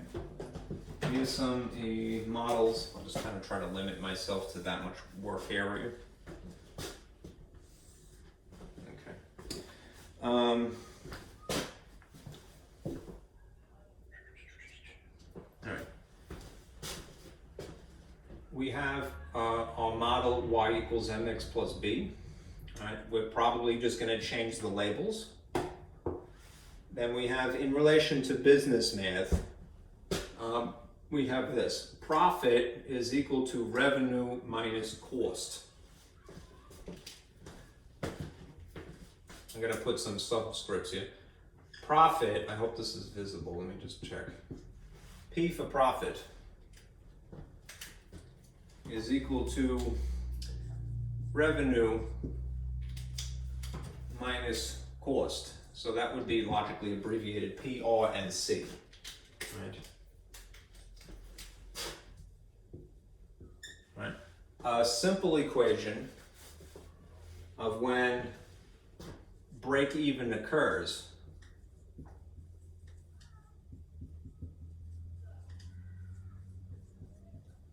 is when P equals 0.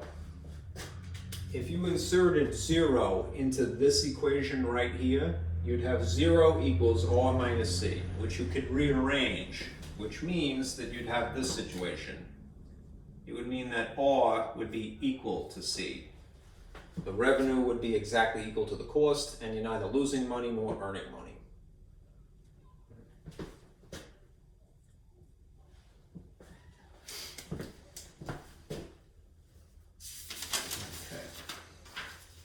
Now let me read this to you. All right, I'll answer these questions. Let's see. Black. All right. Taking this specific word problem, we have all the preliminary information out of the way now. We have a reference. Okay. Don't lose your paper. All right. At a toy sale, all right, Richard can, I've abbreviated it, Rich, can sell model trains for $35. All right. The cost of making these are a fixed cost, firstly of $200, right? For whatever reason, overhead, paying the electric bill of his factory or what have you, all right? And a production cost of $15. Perhaps that has to do with the parts involved in making a toy, right? Write an equation representing Richard's revenue, all right? Then write an equation representing his cost, all right? If we know that we have linear equations, we're going to borrow this model and use it twice to answer part A. All right, we're just going to change the labels. All right. The model is y equals mx plus b. And I think that it might be useful to us to sort of clear up some stuff. All right. The revenue equation is about money, right? And the cost equation is about money. That's what they spit out, all right, independently of each other. So this has to end in a dollar value, all right, the y value, all right? But we might, since we have to do this twice, all right, do it for cost, which I think will probably be easier to start with. All right, and then do it for R. In other words, we're going to take the model and change y to C for the cost equation. We're going to take the model and change the y letter to an R for revenue. All right, that would be dollars, that would be dollars. That's the unit, if you will. Okay, these other two features of the model, this is a constant, which means it's just a number. There's no variable attached to it. This, and I'm only writing this in blue for the sake of contrast, this term, the thing that has the slope attached to it, because it has the slope attached to it, this is what you would refer to as a rate. And very often there is the word per used in context. Per literally means divide, and divide as in fraction, right? So if you hear ever in context of a word problem, it says like miles per hour. Even though the street signs, I know this has nothing to do with our problem, but it helps. Miles per hour, it says 55 miles per hour, right, on a sign? That's how it appears in the real world. In math world, it would be this. It would be written in the style of a fraction, which would be a bar, right? The word per is this line, right?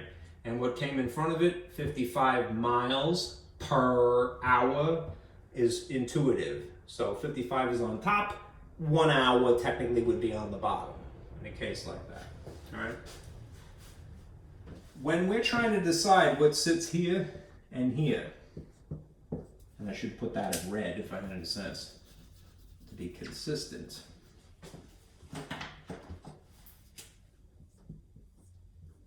We're going to take some information from the fragment or sentence that would help us decide, do we put a regular number here, all right? And any per here. All right, let me point to it. All right. this copy, I changed it when I had it posted as a PDF. That's why this is upside down. Read this, all right? The cost for making these, so I'm referring to the C equation, all right, is a fixed cost of $200. A fixed cost is an amount of money that you're stuck with. It is constant. The word fixed is implying constantness. So if I were going to stick 200 here or here, it would be more appropriate to put it here because it most closely resembles the constant that is normally a y-intercept. All right? It's just a number unto itself. It doesn't have any word per attached to it. No per. This is something that has a per. Good kitty. All right. $200. All right. Is sitting in the position of what would normally be our y-intercept. All right. The other fragment of this sentence, and it's a little bit more artistically licensed, creative. It says the production cost of these trains, all right, is $15 a piece. Smarty pants who wrote this sentence. They purposely didn't use the word per, all right? But think about this, which to me sounds like, you know, you're living out in rural Pennsylvania. Go down the road a piece, all right? With all due respect to Pennsylvania, so I do love Pennsylvania, all right? A piece is per. It's a synonymous term with per, all right? So if it's $15 a piece, it means $15 per train without using those damn words. I'm sorry. Anyhow, if you could translate that, I know that it's a bit of an extrapolation here, there's a bit of a stretch here, right? But don't be afraid to rephrase the problem as a side note, right? When you read word problems, you have to realize something ahead of time. The person who wrote the word problems, they may be a pretty brilliant math person, but they may not be very good at writing anything clearly. And they may not have done that with any sort of intent anyhow, right? So you, the teacher, your job is going to be 9 times out of 10 taking some crap writing and presenting it to the children in a way that it's intuitive, all right? So don't be afraid to rephrase something. Encourage that, all right? $15 per train is really what $15 a piece is, okay? So, if I put that here, because it is a rate, it has the word per in it really, hidden, all right? Then it would be 15 per train, one train. $15 per one train. I'm gonna just, for the moment, I'm gonna put the word train as a unit here. Okay, now, you notice in this graph that I had before, the horizontal axis, which is the independent variable, and this is the dependent variable, x and y usually. I purposely left it as x. I could have put n for number of trains, all right? But I like x, all right? I'm gonna keep that. What does x represent? Number of units, number of trains sold in this specific problem. If you really want to get temperamental, and you might be going, no, Ziegler, I don't want to get temperamental. I don't blame you. I get too much joy out of doing this. Put the units in. I want to show you something. This, again, is a side note. Remember when you were a kid and you learned fractions? And they gave you a problem like this, perhaps. 1/2 times 2/3, all right? And they taught you how to multiply fractions. They might have said, well, the easiest thing to do is top times top and you get 2, and bottom times bottom and you get 6. And then at the end, you can simplify it to 1/3. That's correct, but a more strategic thing to do would have been to simplify first before the operation rather than after the fact, all right? Because then you're dealing with smaller numbers when you multiply. These two things are the same diagonal to one another. They're 2's. They would cancel, and that would just leave you with 1 and 3, and then you have the answer. That works for numbers, but it also works for words, all right? So if you were to take a physics class, one of the things that bogs a person down in a physics class or chemistry class is the unit conversion, all right? What you have to convince yourself is that if there's any kind of similarity, number or word, all right, one above the line, one below the line, they cancel, just like that. And that leaves you with a dollar value here, which you add to another dollar value here, which spits out a dollar value here. And that's how you know, all right, for sure, that you did something right. And if you don't feel super comfortable, don't feel bad, because it takes a lot of these to get that comfort. All right, anyhow, a more concise way of writing this, less messy, would be to simply write this.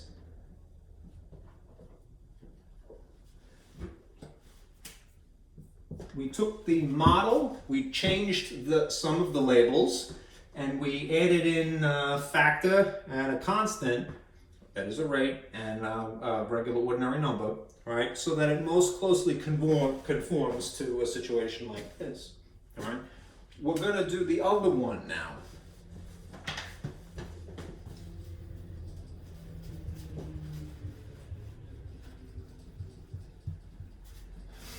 And this one is going to be easier because it's going to be missing one of those two pieces. So it's shorter. All right. If you try to write an equation for revenue, again, this is upside down because there's an afterthought, I changed it when I made the PDF. If you write an equation for representing Rick's revenue, it would in theory be the same model. So I'll just write it here for reference. It will have mx plus b. Does it mention at all, when you read this, does it mention at all that Rich, I can call him Rick, you know, it's taking a little too much artistic license. Does it mention at all that he started with an amount of money? Because if he started with an amount of money, it would be sitting here in the constant, right? If he didn't, and it certainly didn't, all right, then the constant would be technically 0, all right? So, remember that little fight I was having with myself before when I was saying that, well, you know, the blue line could start a little bit further up the axis here. That's true if a person had money to begin with, all right? Rich was not so lucky. He started with $0. Poor Rich, all right? And that's what you would represent it. Now, as for the rate that would be sitting here, let's see if we could extrapolate and pull something out of that. All right. Up further in the paragraph here, and I know I wrote this kind of goofy. All right. A toy that he's looking to sell is a train. He sells model trains for a different rate. It says for $35. All right. Again, they say they did not use the word per. They use the word for. But here's what I want you to do. All right. Since I now have the opportunity to elucidate. Look for these words when you're translating. If you see the word per, an, in, a piece, all right, and for, all right, understand that these are all implying a rate, which means number sitting on top of another number visually. That's how it looks. All right. So if the person is selling trains, and this is talking about revenue, money that's coming in, all right, $35 for $35. All right, translate that into $35 per train. Again, you are taking a little artistic license when you do that, but again, as the teacher, you cannot, all right, be afraid to do that, because your job, first and foremost, is to make things clear, all right? We fail all the time. I may be failing right now, and I hope not, all right? But that's our job. Our purpose is to make lies clear, you know, and to make truths clear, and to rephrase something that was poorly written, all right? Textbooks are hit or miss. Some textbooks are great, all right? And as you read more different textbooks on the same subject, you'll start to go like, wow, this one really sucks and that one's really good. Why? Because a person may have written a book, or they may have written a problem, or they may have written some sentence, but that doesn't mean they were good at it at the time. All right? So don't be afraid to change things. 35 per would be technically like that. 35 over 1, like 55 miles per hour. And you can put the units in, but we've already gone through that conversation. So I'm just going to leave it like this. All right? If there's a 0 here, you don't have to write that. It's superfluous at this point. This is your revenue equation. And this is your cost equation. You might get a little frustrated and say, hey, Ziegler, you took a half an hour to explain this. Because you need to. All right? First of all, I'm recording this, so I don't feel guilty about recording something forever. I'm taking up my own time. All right? But however long it takes you, if you come to something crystal clear at the end, you've done your job. If, you know? I enjoy what I do. I really do. Maybe a little too much. All right? You should be happy, you know? It's not always to be happy, especially living in Corona world, right? But do take pleasure in your work. You know, you'll do a better job if you do.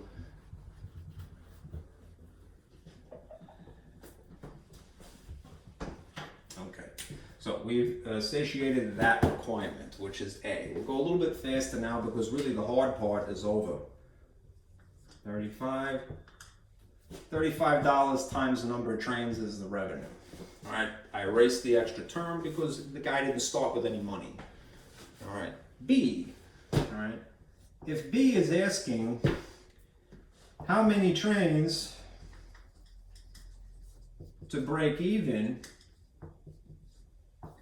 right? Remember what this is comparing to, right? We need to find a solution, all right, which is a point of intersection, which is literally a coordinate under normal circumstances, which we would call x comma y.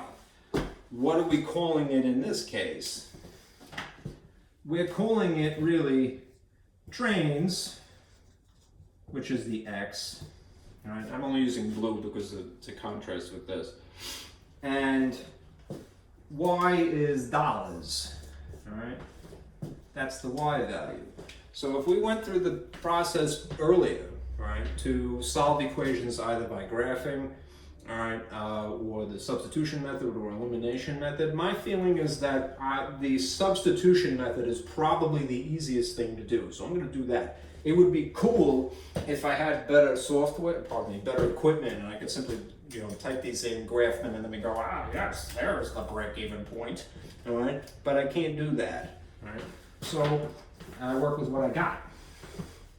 Move this over here.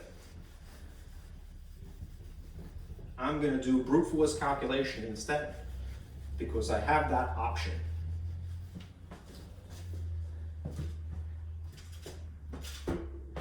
All right, so what did we do when we employed the substitution method? We stuffed one equation into the other. And since this is pretty much the way the cost and the revenue equations are pretty short, all right, I just might do that. Here's a side note. This will be practical for us right now. When does break even occur? When the profit is 0. That means when the difference between the revenue and the cost is exactly the same, all right, in terms of magnitude, right, but of opposite signs. A shorter version of this would be this equation. So let's set this equation directly equal. Rather than inserting in this case, I'm actually not going to substitute. All right, because I have this analysis here I could get away with. If R equals C, that's when break even occurs. All right, then I'm just going to insert 35 here and 15x plus 200 here.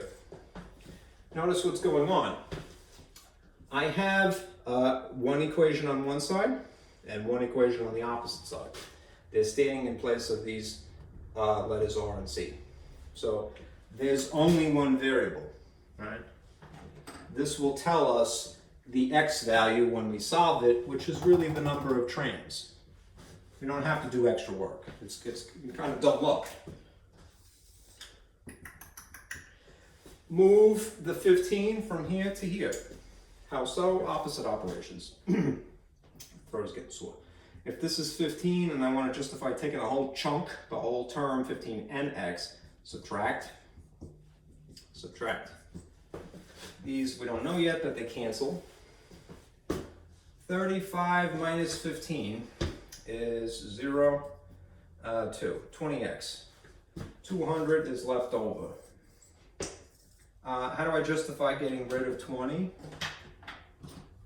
Divide by 20 here, divide by 20 here. These cancel, you're left with x, which is again, number of trains. Then you can pull tricks. The relationship of 200 to 20 is the same as the relationship of 20 to 2. If you divide the top by the bottom, you would get 10. That means this dude sells 10 trains, all right? He will break even. He will not lose money, or whatever he earns will be exactly absorbed by the cost, all right? Okay. If you want, you could calculate this to see what that is, right? Let's say that you back substituted this amount of money. If you put 10 in here in place of x, 10 times 300 is 10 for the x value. 10 times 35, I should correct myself, 10 times 35, not 10 times 300, is $350. That's the amount of money that's in play here. Okay. If this is the calculations are correct, you should get the exact same number on the opposite side. Let's say that you put 10 in here. 10 times 15 is 150. What's 150 plus 200? 350. It balances, it's correct. So that's the break-even point, when the revenue is equal to the cost.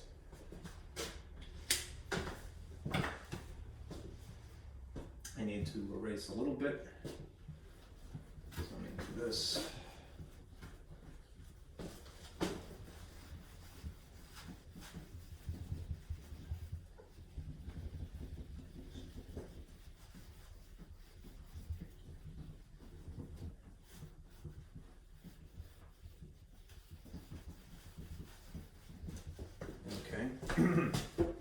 All right. C was, just to point to this again, C. Write an equation for the profit formula, right? Use the formula to determine Rich's profit if he sells 15 trains. I did erase it, so I'm going to put it back.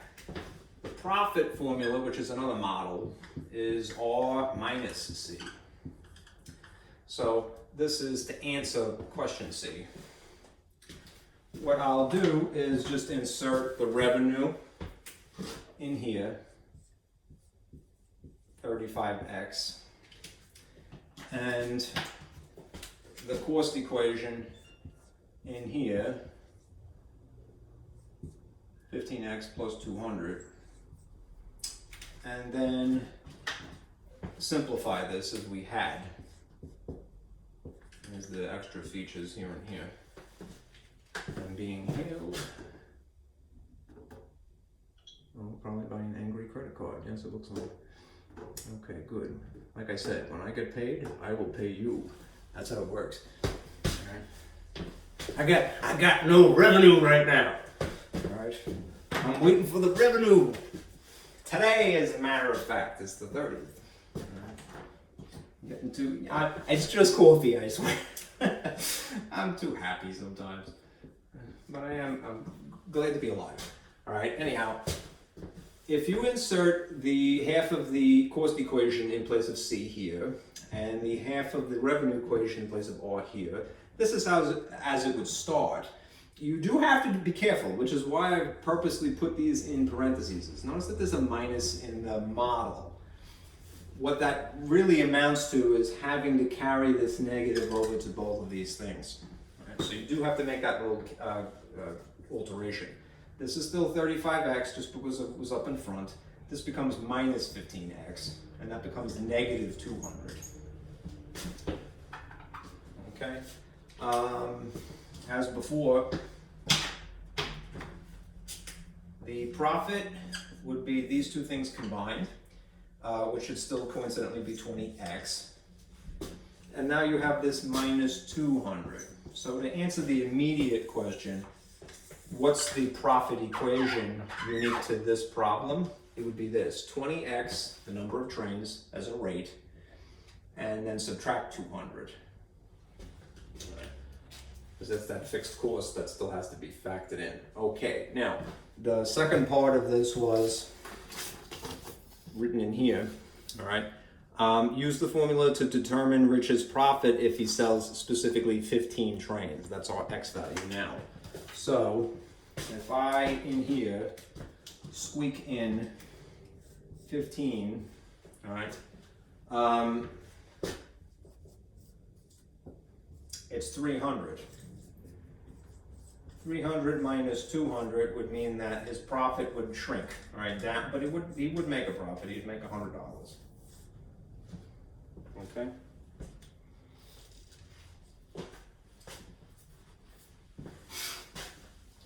Okay, last question, D. This is all over the place, right? This was A, now I'm going to do D.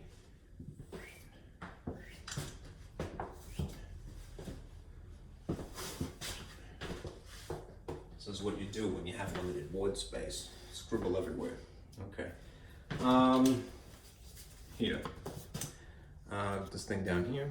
D, how many trains must Rich sell to make a profit of 600? This is going to be substituting the value of 600, so not too difficult. Employing the green equation. So if this is our green equation for profit, makes sense, right? Green is in money. Minus 200. You're just going to insert that value of 600 in a different place than prior. When I inserted the 15 here, I did it in place of X because X is representing number of trains. If we're talking about money, profit is money. So where am I going to stick 600? Here instead. And then I'm going to solve for X. That will answer the question, well, how many trains would produce this profit? Add 200, add 200, you get 800 equals 20x. Remember, this it's a little bit messy. I'll erase this.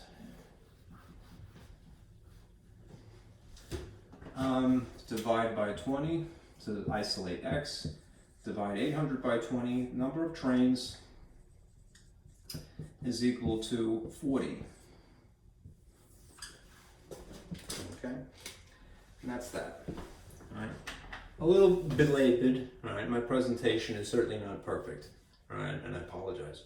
But however long it takes you to explain something, if in the end you've succeeded at making something clear, you've done your job as a teacher. So I want to encourage that. All right, not just to cover myself. Let's see. All right, let's do this other word problem. It's a little daunting, but it's actually easier than this. All right, this is one of those kind of questions you see in chemistry. All right, you hear this. A pharmacist needs 500 milliliters of a 10% phenobarbital solution. I don't know if I'm pronouncing that correctly. Barbital. Pheno. I would guess it's pheno. Phenobarbital solution. All right. This is a systems equation type of problem. All right, let me clean this up. And I'll give you a good strategy for dealing with a chemistry kind of equation like this. Because you might get a little scared and go, no point. You could do it, you just gotta have a frame of reference. Don't feel bad if you get, if you don't know how to do something. All right, anybody can do this. All right, and you have to convince your students when you get to that point, elementary kids especially. We've all been grown up to believe that there's math people and then there's non-math people. That's baloney. All right, this is our collective inheritance here, and it might not be somebody's natural inclination, but you give them that ability. You help them. You change them.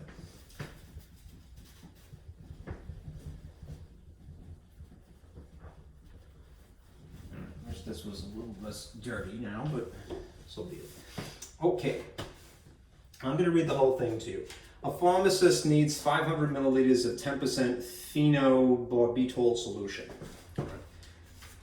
She has only a 5% solution and a 25% solution available.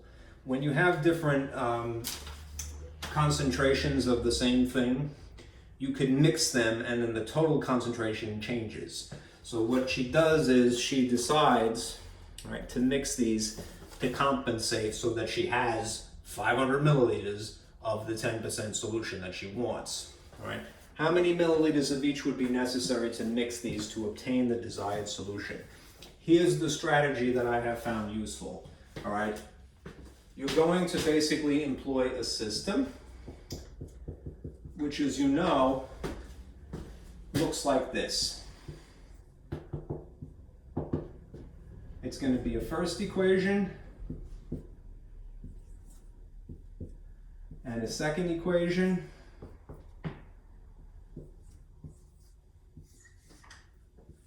and you're going to try to, whatever method you like, substitution, graphing, or elimination method if you're so inclined, to solve for two things simultaneously. The reason why you would decide that you're going to go with a systems equation is because they're talking about two different things, right? Because it's talking about two different concentrations. All right. So if you know that you have two different concentrations that combined add, all right, then you could solve for these two different things simultaneously if you employ a system borrowed over from Math World. All right. Let's start with the skeleton. All right.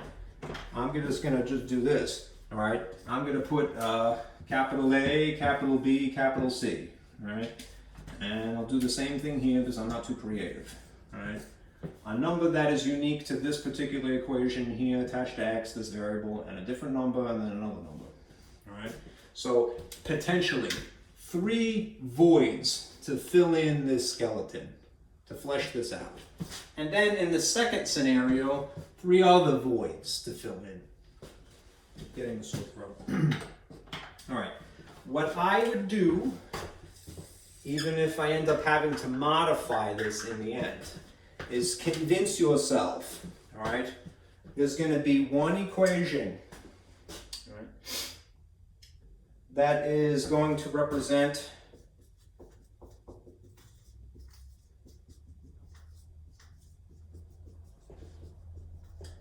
percent volume simultaneously, and then a second equation that is going to represent just volume.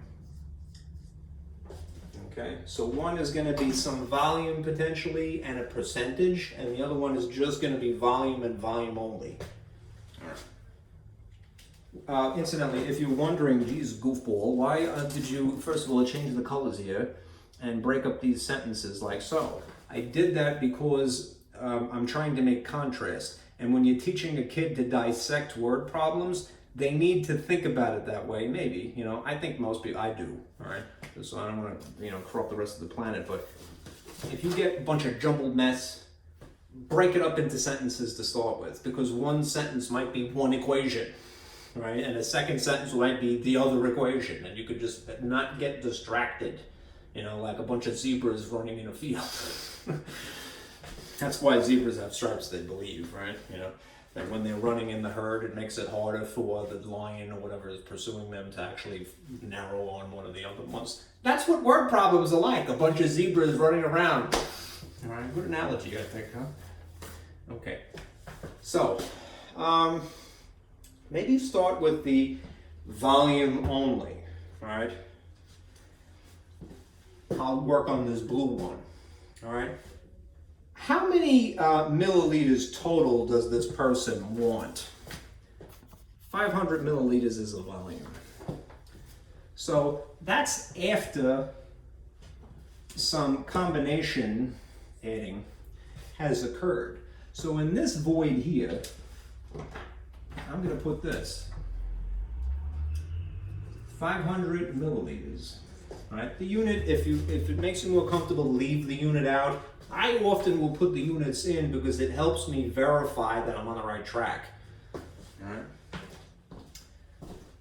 So, at this moment in time, all right, I don't know, because it's asking how many milliliters of the first substance and how many milliliters of the second substance am I going to need.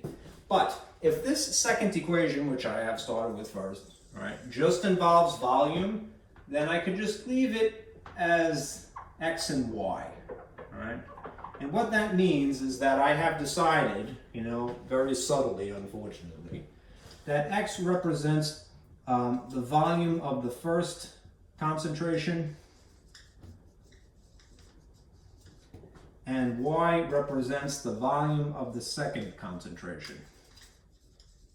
And again, if I'm just dealing with the volumes and I'm looking for them, I don't know them yet. For right now, I'll just leave it like that. X volume plus Y volume equals total volume of 500. X, and this is the total. All right. The other one, I'm going to go back to now because it's a little bit harder. The first equation, the one on top is really what I should say, represents the percent and the volume simultaneously. All right. The mysterious volume for X is already written there. It's just X for right now. All right.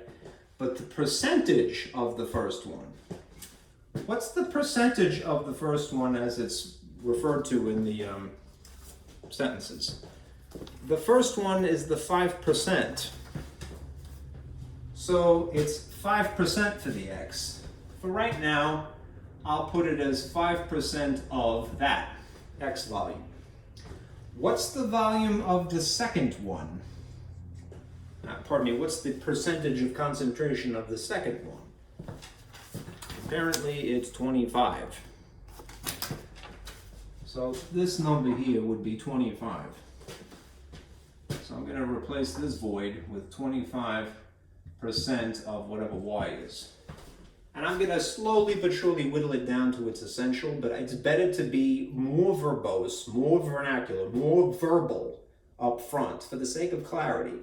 And then when you've got it pretty clear in your own mind, chop it down to just math symbols. All right. Again, never feel bad if you start out when you're writing equations that it has a lot of words in it. All right. I'm using a minimalist amount. I just put of here and here. But it's more than is necessary when we get that, boil it down to its essential. This is just getting started. All right. As for this over here, all right, she wants, and we'll go back to the original sentence again, 500 milliliters of 10%. What I'm going to do in this case, and this will just be a number, which is why it was a constant to begin with, it's going to be 10% of 500. Okay? Those essentially, all right, are the two linear equations that we have. We are now going to whittle them down to just the bare essentials that employ math symbols. Less verbal, more symbolic.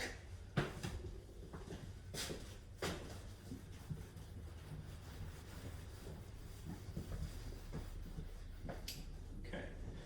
And I'll scoot them over here. All right. Since I started writing this in red, I'll make it red. What is 5% written purely as a decimal? All right. If you think about the phrase percent, it means divide by 100. So that really has an effect on the decimal place. If you divide whole number 5 by 100, the effect is that the decimal goes twice this way. And then you would have to fill in a little phantom zero here. That means that this would be 0.05 with an x attached to it. X represents volume that is unknown yet. Plus, what's 25% of this volume? Again, still mysteriously unknown.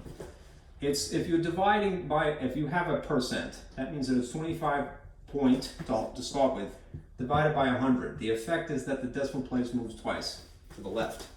So this would be 0.25 with a y attached to it.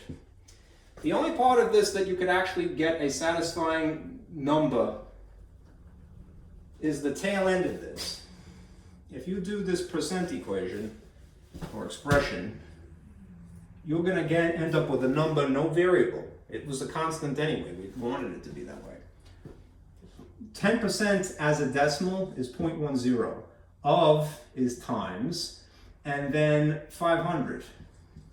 What's 10% of 500? I'm getting such a sore throat, I'm sorry. It's 50. All right? You have this. All right? That's equation number 1. This one, if I just took out the units now and left it with the bare essentials, it would be x plus y equals 500. We now have everything that we need to solve the system, to answer the question of how much volume of this first thing, how much volume of this second thing to produce that volume total and at that ratio.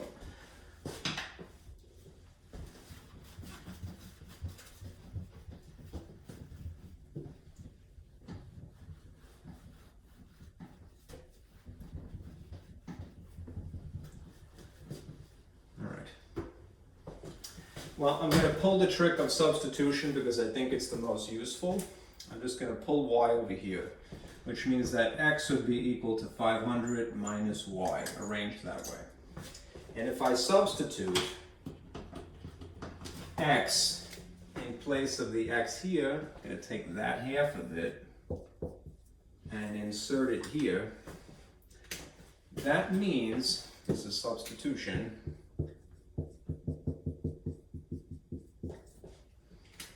that this is really 0.05 times the quantity 500 minus y plus 0.25 y equals 50. And I'll clean it up now. Right.